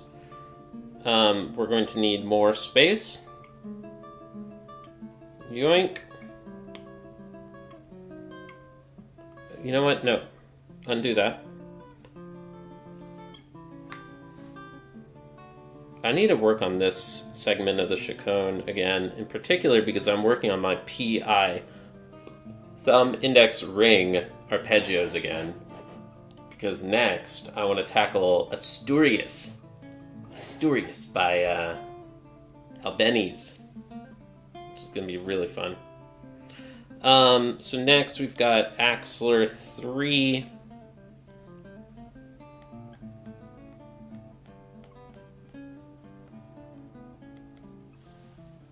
On linear maps.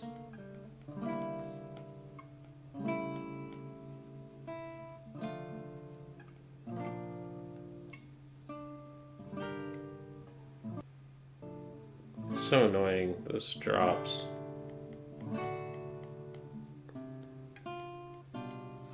Okay, how many sections do we have? We have, oh my gosh, we have 3F. Go all the way up to 3F, and each one does have exercises. All right.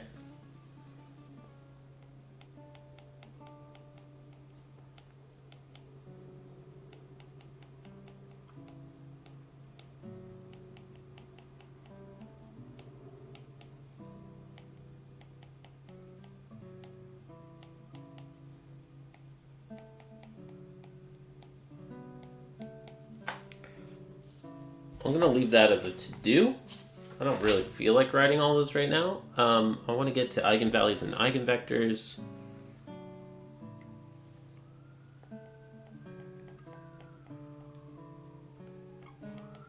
Axler 4 is on polynomials.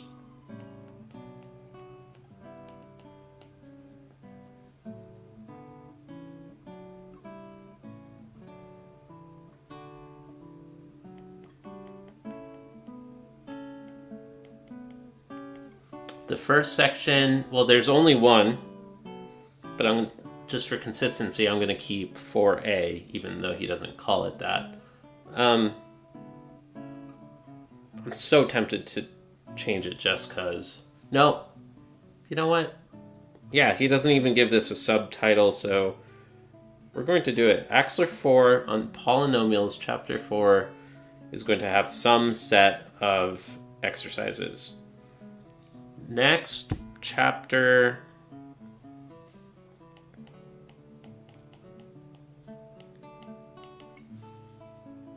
5 on this one. Yeah, so we are actually going to start writing these down. So I'm going to create a new page here.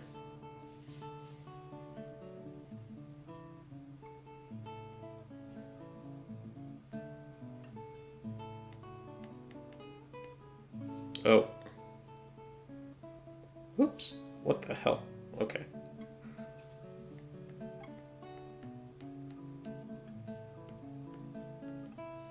Axler 5 is on eigenvalues and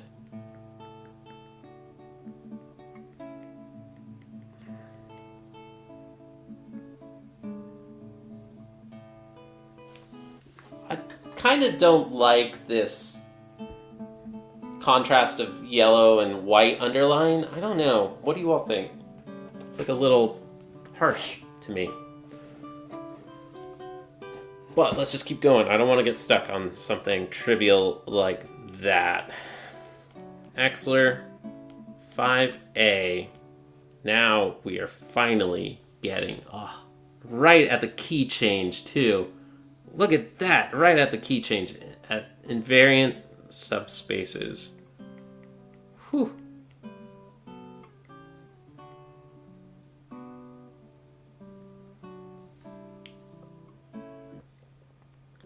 I'm going to write down the exercise numbers in a moment, but let's get this.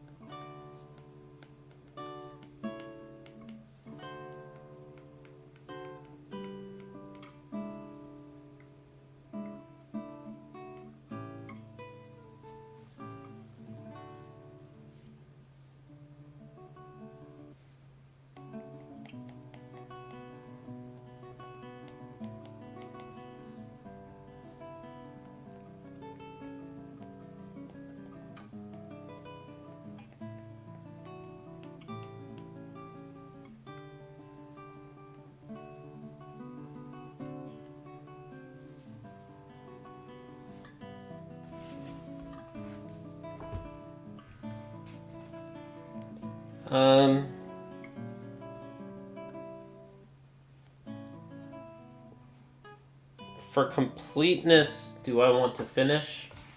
Yeah, let's complete this thought. So the next chapter would be Axler 5.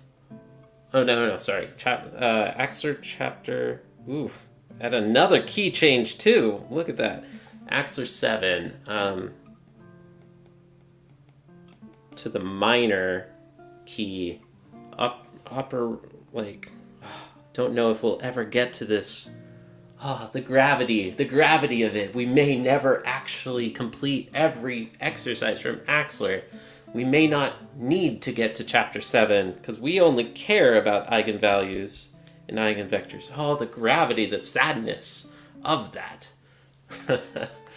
Anyways, nobody knows what the hell I'm talking about. Operators on the reality that we may not learn all math ever. Oh my God. The realization. We may have to go get a new job. We may not be able to become full-time YouTubers. Oh no. The realization of that. We may have to work on ChatGPT or Skynet. Oh no. Running out of time. Operators on complex vector spaces. Doesn't that just sound cool? Isn't it fun to just write this down, even if you don't know what that means? Isn't it better than whatever you're doing at the moment? Probably. You don't even have to understand what this is. Just do it. Just get your iPad and just start writing down math stuff. Take notes. Copy everything I'm writing down. You don't even have to know what the hell you're doing. It's fun. Right? Eventually you'll learn. Eventually you'll understand. Multilinear algebra. If you like the music, why don't you go get a guitar? Why don't you just pick up the classical guitar? Have you ever heard classical guitar before? It's beautiful. It's absolutely gorgeous. Have you ever learned multilinear algebra and determinants? Oh my God, the gravity. Back to the theme. That's how far down into the book Axler defines the determinant. Isn't that super cool? Isn't that so cool? Like, he does all of the rest of this theory. Linear maps, polynomials, operators on inner product spaces. Oh, yoink. Let's call out. Yoink. Axler 5 is down here. Eigenvalues and eigenvectors. Look at that. Whew. We're so close. Why did I leave the word cool into that? Oh well. No, it makes sense now. I know exactly why. I just want to hear that again. Let's listen to that again. I'm very proud that I got this done. Let's see, how many? Currently 442 views. How many people out there have played the Chaconne for 442 people? How many people have done that? I'm so proud of that. This is a hobbyist recording, and you can tell it's a hobbyist recording. But I enjoy listening to it. And you might enjoy listening to it too. It's okay that it's not perfect. It's okay to not be perfect. In fact, it's quite good. And I think that there's an argument for that. Oh! Look at that! Perfectly as the Chaconne finished. That was the last chapter. I literally finished that exactly when the video finished. That's nice. Can't make that up. You cannot plan that. You cannot make that up. That was a human moment. How cool. How nice. All right. Well, I said that I would finish this stream once we got through the Chaconne, and now I get to actually follow up on that. That's nice. Thank you for watching, everybody. I'm not going to solve an actual exercise because we ran out of time.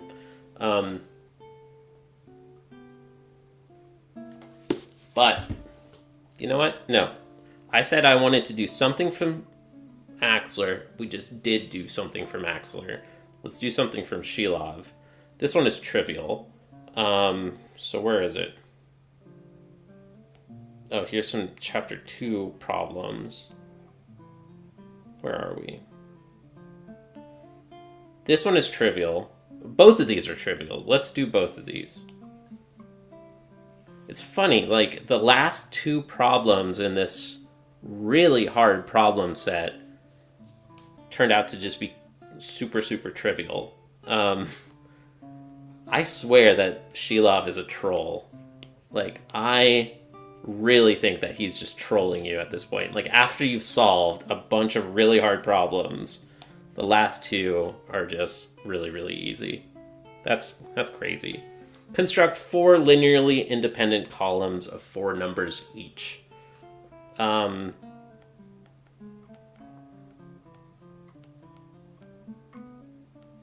this point of working this book, I think that you would understand, or at least have the intuition, that these are linearly independent.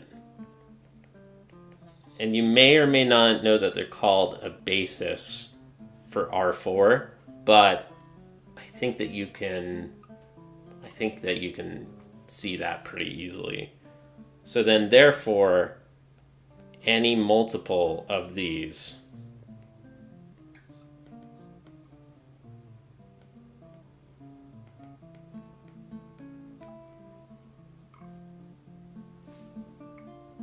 I wrote pluses, but that any multiple of those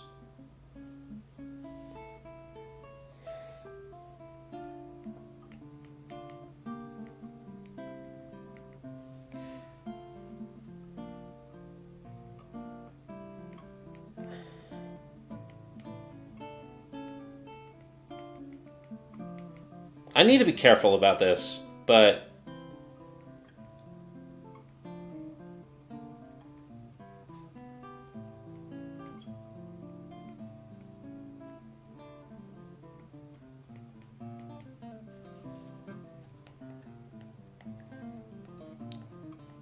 let's just answer the question. Let's stop being smartasses about it. Here's one answer. We're done. Here's another answer.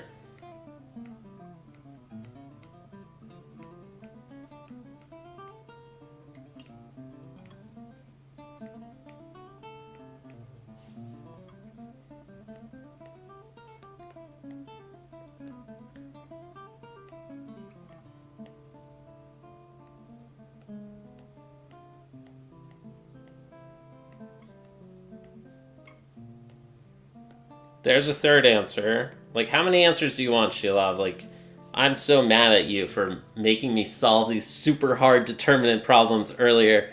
And now you're trolling us with this super easy problem at the end of it. Yeah. So I'm a little frustrated at you, but that's okay.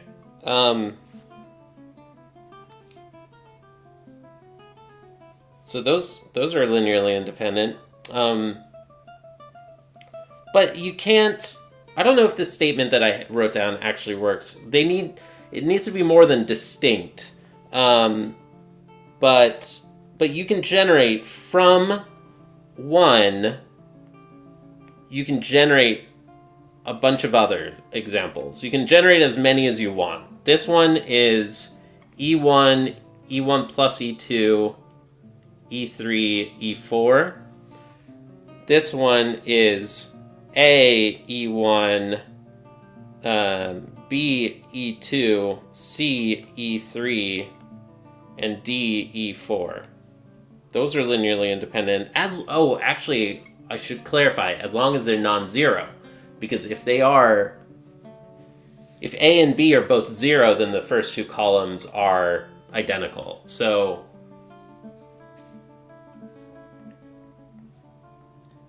none of them can equal 0, okay?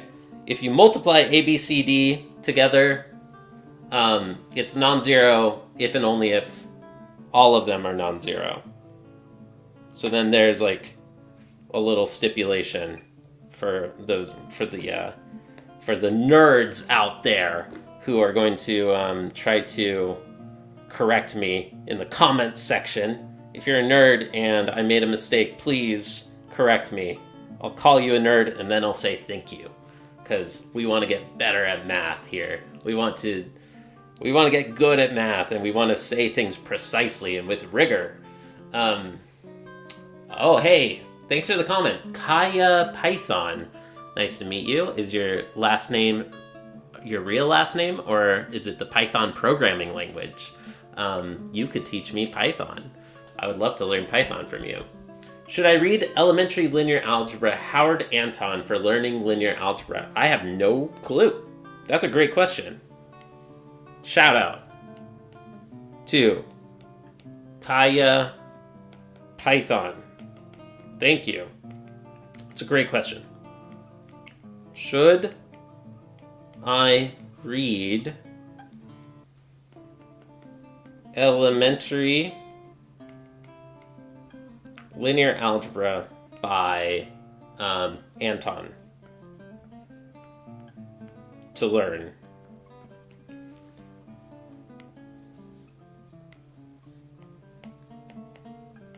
I don't know. I have no clue. I've never read that book. I'm not a teacher. I'm not a professional mathematician. I'm far from a linear algebraist. But I will say no.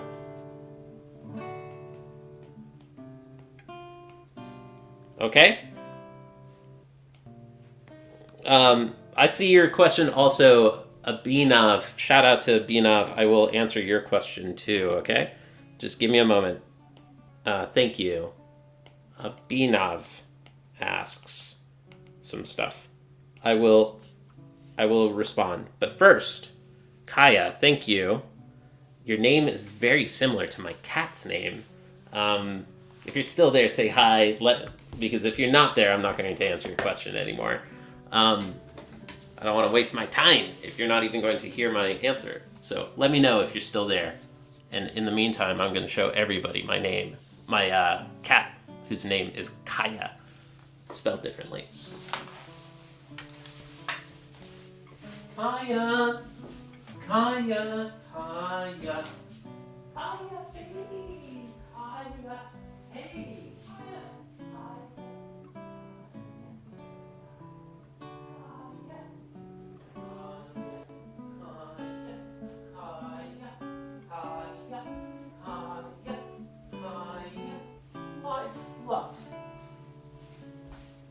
I don't know if you can see Luna in the background right now. I think you can. She's the white cat. I've got this black cat. Her name, this is Kaya. Her name is Kaya, K-Y-A, spelled differently than your name. So say hello. She's so fluffy and she's so warm and so nice. All right. No response from Kaya Python, so I'm not going to answer your question anymore. But if anybody out there watches this video after the fact, you can see Luna. Okay. Oh, could you not see Kaya as I was holding her up?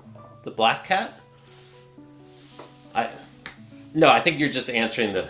She's so cute. Yeah, Kaya's adorable. They're both adorable, and they're so different. They're both so different.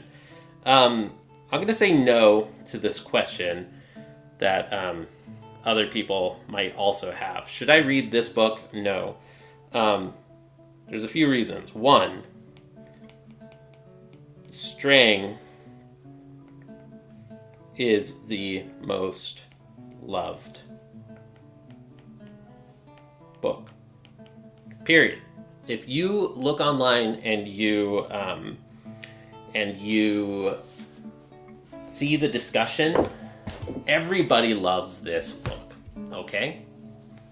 This book is just the standard, the best introduction to linear algebra. And And I agree. It seems like a really great introduction book. 2, we're using Strang on this channel.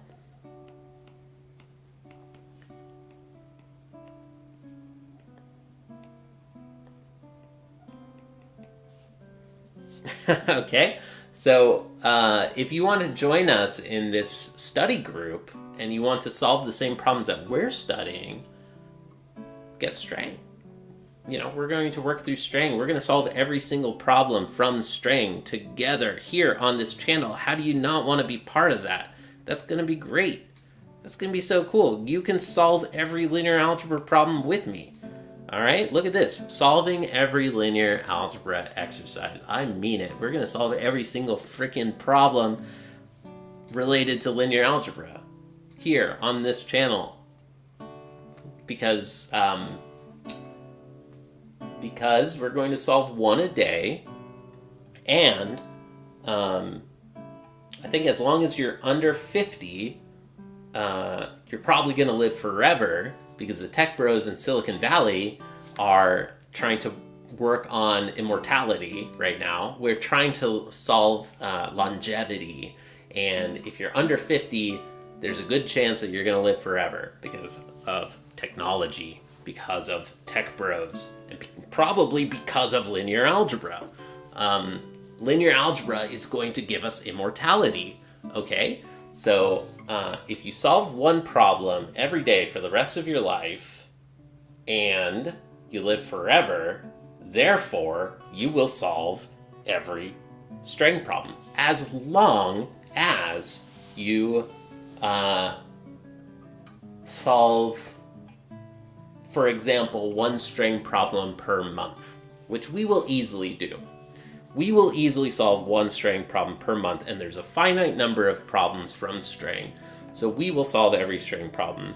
But in general, our claim is that we'll solve every linear algebra exercise. So as long as there's a finite number of linear algebra exercises, we will eventually solve every one, unless we invent new problems here on this channel, at which point that would be really cool. All right, so that's a long, stupid joke, but the answer to the question was, should you learn from this book by Anton? I'm going to be an annoying philosopher and give the counter argument too. But yes, you should read that book if your teacher assigned it to you. 2, if you get bored of Strang, it is good to get multiple perspectives, okay? That's exactly what we're doing here on this channel. I'm comparing and contrasting different books, and I'm reading different treatments of linear algebra and seeing how different authors treat the same material. So my method, because I am coming back to linear algebra and I'm reviewing it, I'm not learning it for the first time. My method has been to compare and contrast different difficulty levels, okay? So we have, broadly speaking, easy, medium, and hard, okay? But if it's your first time learning linear algebra, you should get 2 easy books. You should get Strang and Anton. My wild guess is that if you're considering it for elementary linear algebra, that book might be at the same level of Strang. But I would have to do research to really know that for sure. If you pay me and you want me as a private tutor, I will do that research. I will spend my time out of my own day to answer that question more deeply. So let me know. If you want me as a tutor, I'm available. Abhinav asked, I love studying maths, but I don't understand what's going on. Please explain. There's a lot going on. There's a lot of weird shit going on. I hope you're getting a better feeling after I ranted a little bit there. There's a lot going on. So, Abhinav, let me know if you're still there. I just ranted a lot. I don't know if I lost you. Hit the like button. If anybody's seeing this and enjoys this, hit the like button. Cool. Construct 4 linearly independent columns of 4 numbers each. Done. Whatever. There's a few. And we got through that piece all over again. Damn it. Oh my god, this content shift is so annoying. Okay. Oh, you're still there. Hey, Abhinav. No, I'm in grade 10. Cool, man. Well, welcome. Welcome to the channel. Friend of the channel. Abhinav asks, what's going on?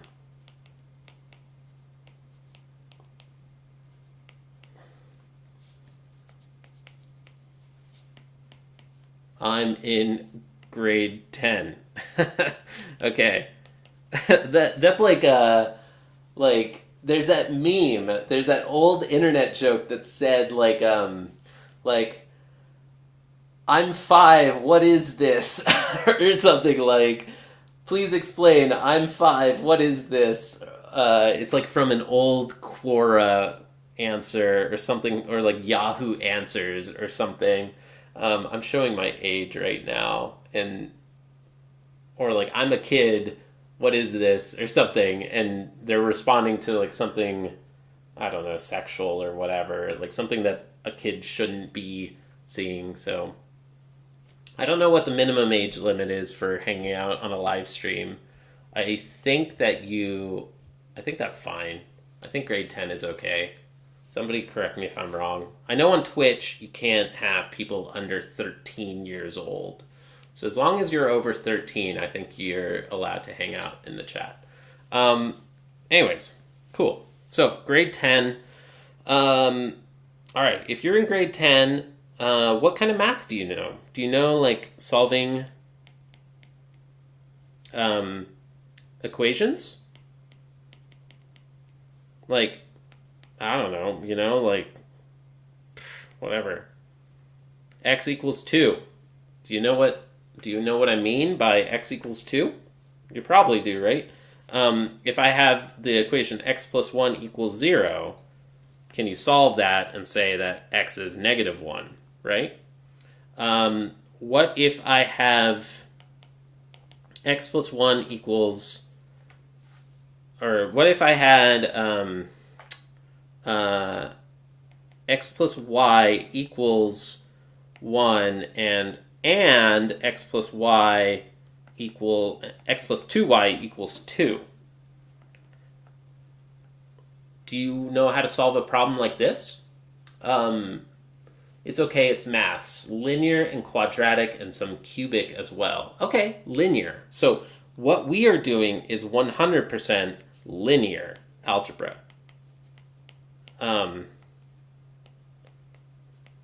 This is 2 lines, okay? One, there's 2 equations here. There are 2 lines that these represent. X plus y equals 1. At least in America, we rewrite that often as y equals negative x plus 1. And we call this point slope form. Y equals mx plus b. M is the slope, and b is the y-intercept, right? So this line corresponds to... this is really great to get somebody asking, what the hell is going on? Because it's great to remind everybody what we're doing from first principles. So the second equation you can see is negative 1/2 x plus 2. if you just rewrite that second equation. Yep, we can do it by substitution. Exactly. Exactly. Hey, you're gonna be a great addition to the channel. You know exactly what's going on. Yep, by substitution. Absolutely, you were correct on that. There's actually another way also. Do you know how to solve it by elimination? Do you know that strategy? Because that is another really good strategy. And just so that other people are following along, y equals negative 1/2 x plus 2. Well, that's going to negative 1. So recall that the slope you can think of as rise over run. Slope is the change in the y direction divided by the change in x. So for the y-intercept is 2. Maybe we'll use a different color just for clarity here. The y-intercept is 2, and it falls 1 unit for every 2 x units. So the line is going to look like this. It has a different slope, right? So maybe I'll draw that other line on this first equation. So we get this line here, right?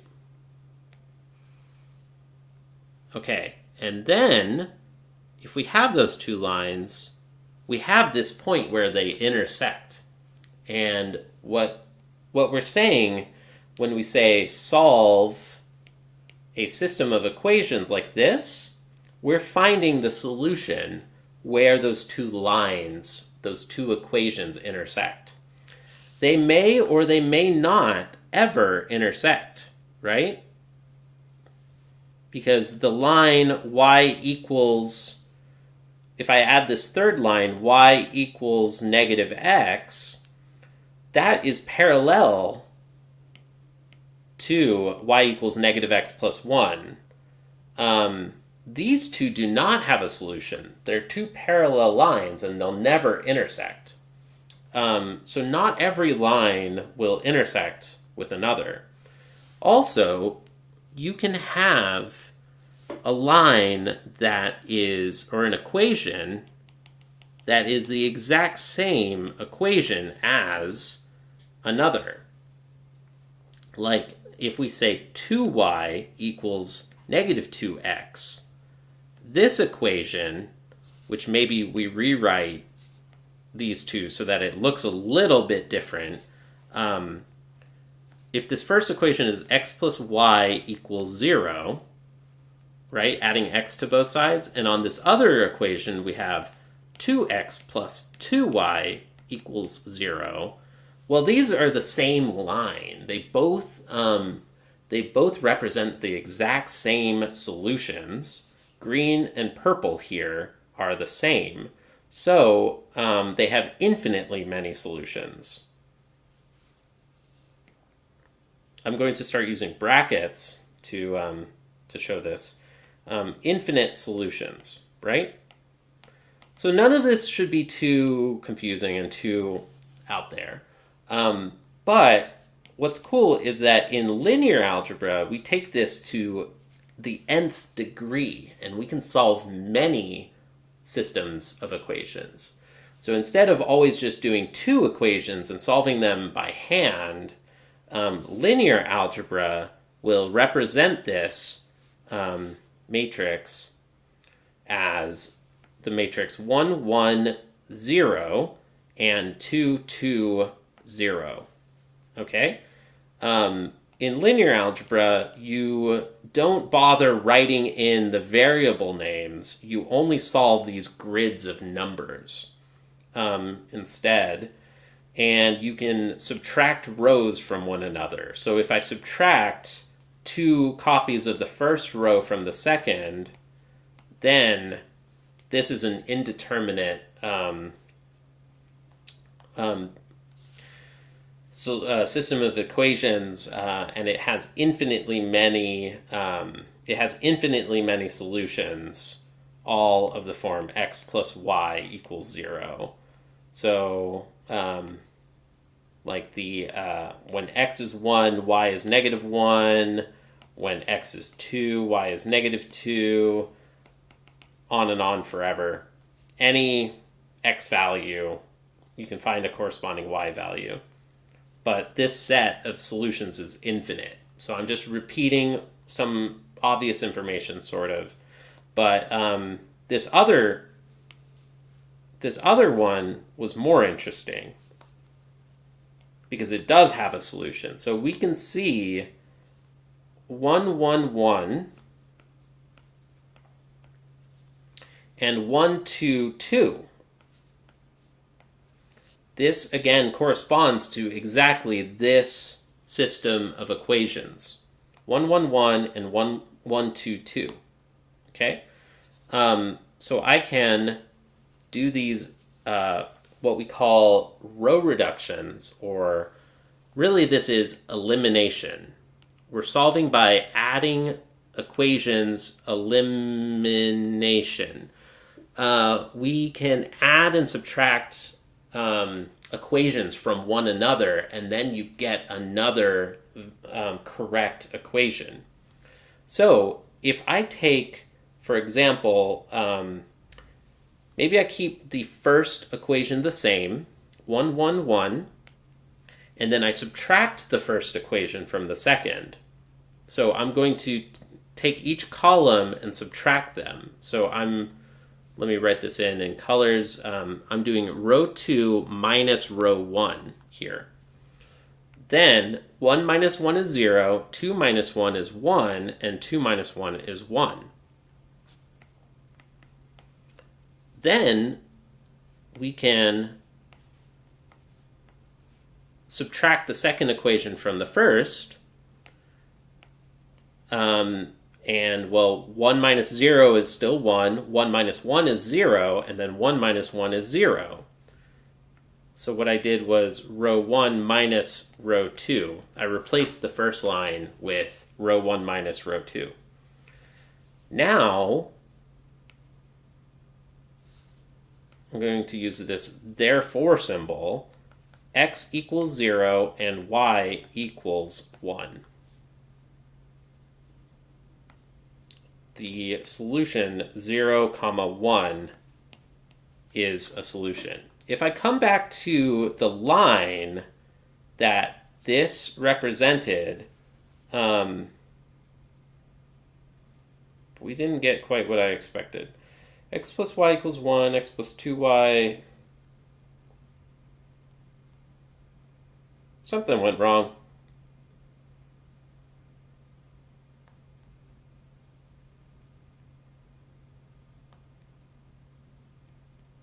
Okay, well, I rewrote these as y equals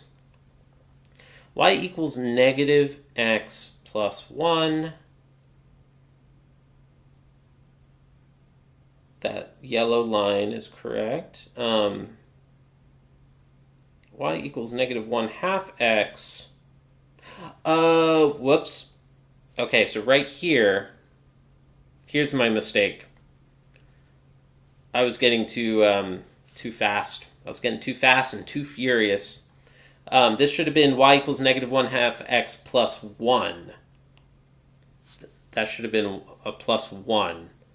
When I divided in my head this equation, you move x to the other side and then divide the whole thing by 2. That should have been a 1. In which case, this would have... this line should have, oops. Check out this magic trick, y'all. It should have been right there instead.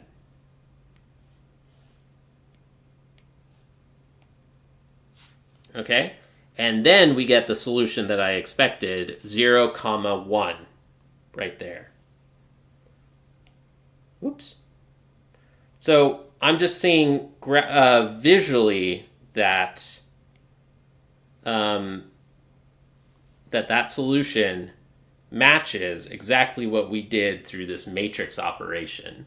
So this is a good example of how doing things, solving with matrices like this, is easier. It's easier to avoid mistakes, I think, than writing everything out with all of the variable names and everything.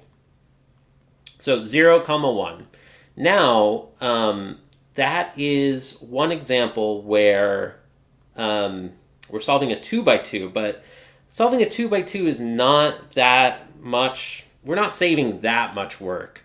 But when you have a 3 by 3 equation, things get a lot harder, and it gets really, like, 2 by 2, not that different.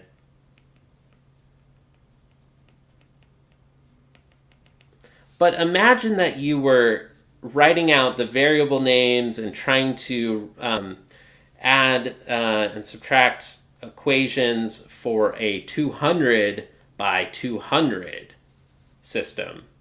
Like, what if there were 200? Well, you run out of letters, and then it gets really hard to write down everything. But these matrices are not theoretical. This is actually very real. ChatGPT is going to be 2,000 by 2,000 matrices, or 200,000 by 200,000. I don't know exactly what it is. I mean, all of those, when they say that ChatGPT is like 500 billion parameters, I don't know for sure, but I think that we're talking about 500 billion sized matrices. Kind of. Like, I think that that's kind of true. I know for sure that ChatGPT is humongous matrices like these and solving humongous systems of equations. And that is exactly why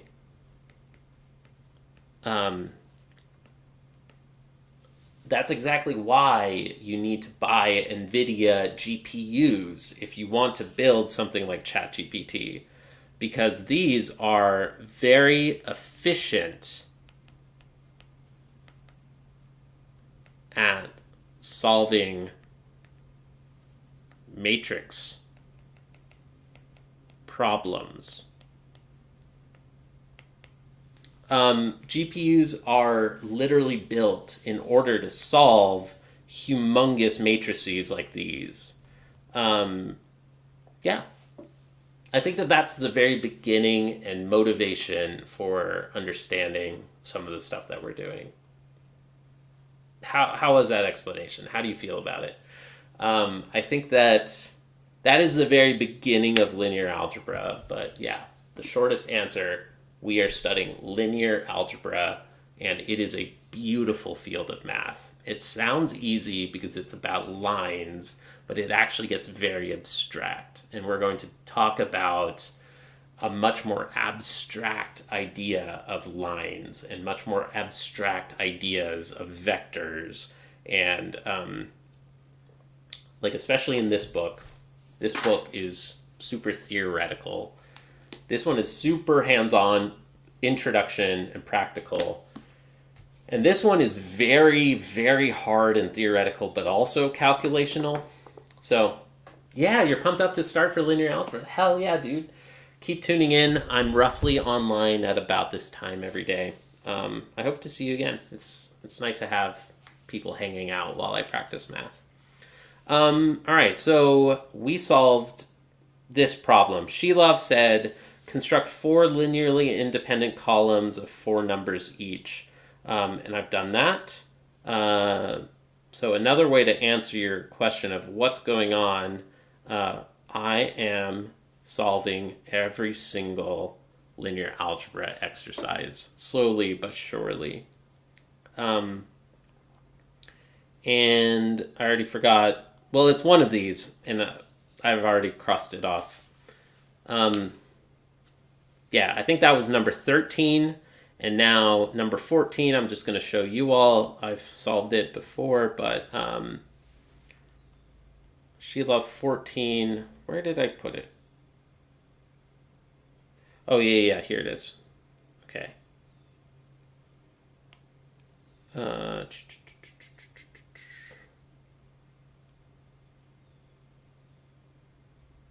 Okay, that's not working. Freeform. Let's copy this. Move this thing down here. Okay.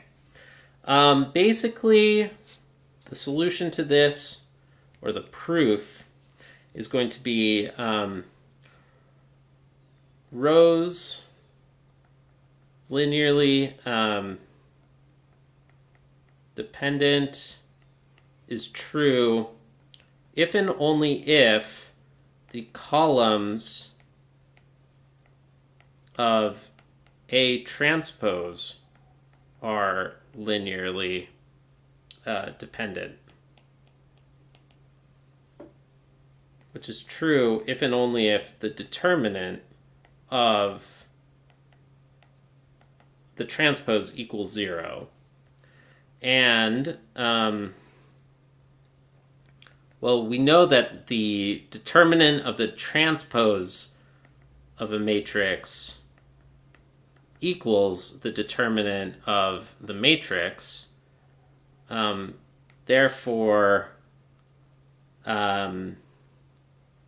if the rows are linearly dependent, then the determinant of the transpose is 0. Therefore, the determinant of the matrix A equals 0.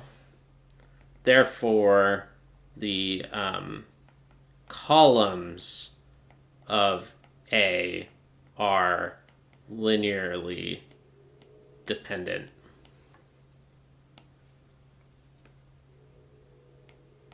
Yeah, that's roughly correct. So there we go.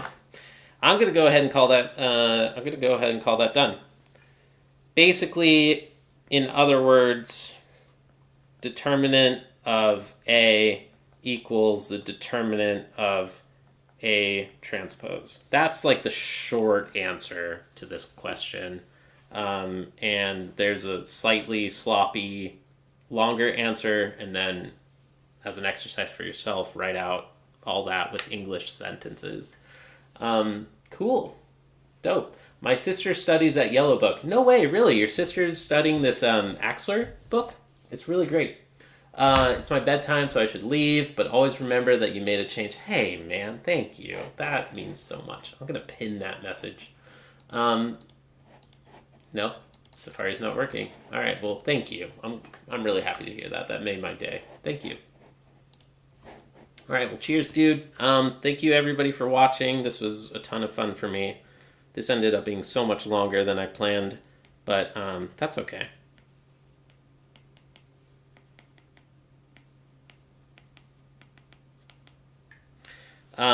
You can go to the mathhobbyist.com. This really just points to my link tree at the moment, but in the future, it might be a dedicated web page. You can join the Discord. There's a link to it from there. You can also just go to discord.themathhobbyist.com. So what I'm going to do is yoink. Let's get, oops.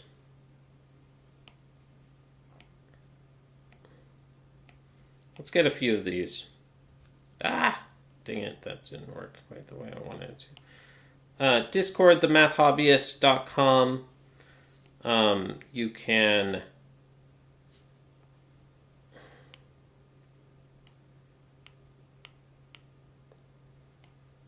go to, what else?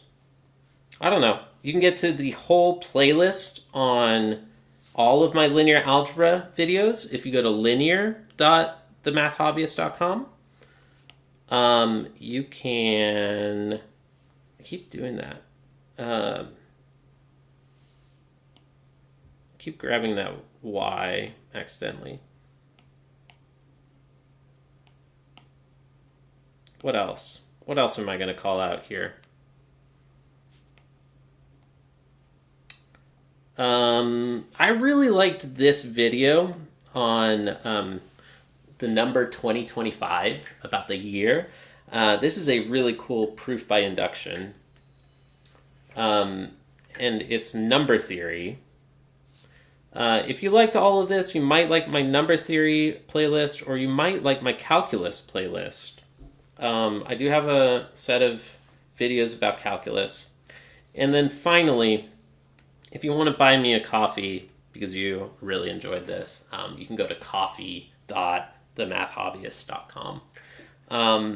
Yeah, so thanks everybody for watching. Also, another way to just say thanks literally is just like and subscribe and share. If there's anybody out there that you know who might enjoy this, share this video, share the stream with them. I would love to build a community of hobbyists. So nice to meet you all. Thanks for hanging out. I really have to go. I'm way overdue on this. Gotta go. Thanks everybody for watching, and have a beautiful day. All right, bye. Thanks for watching. Bye.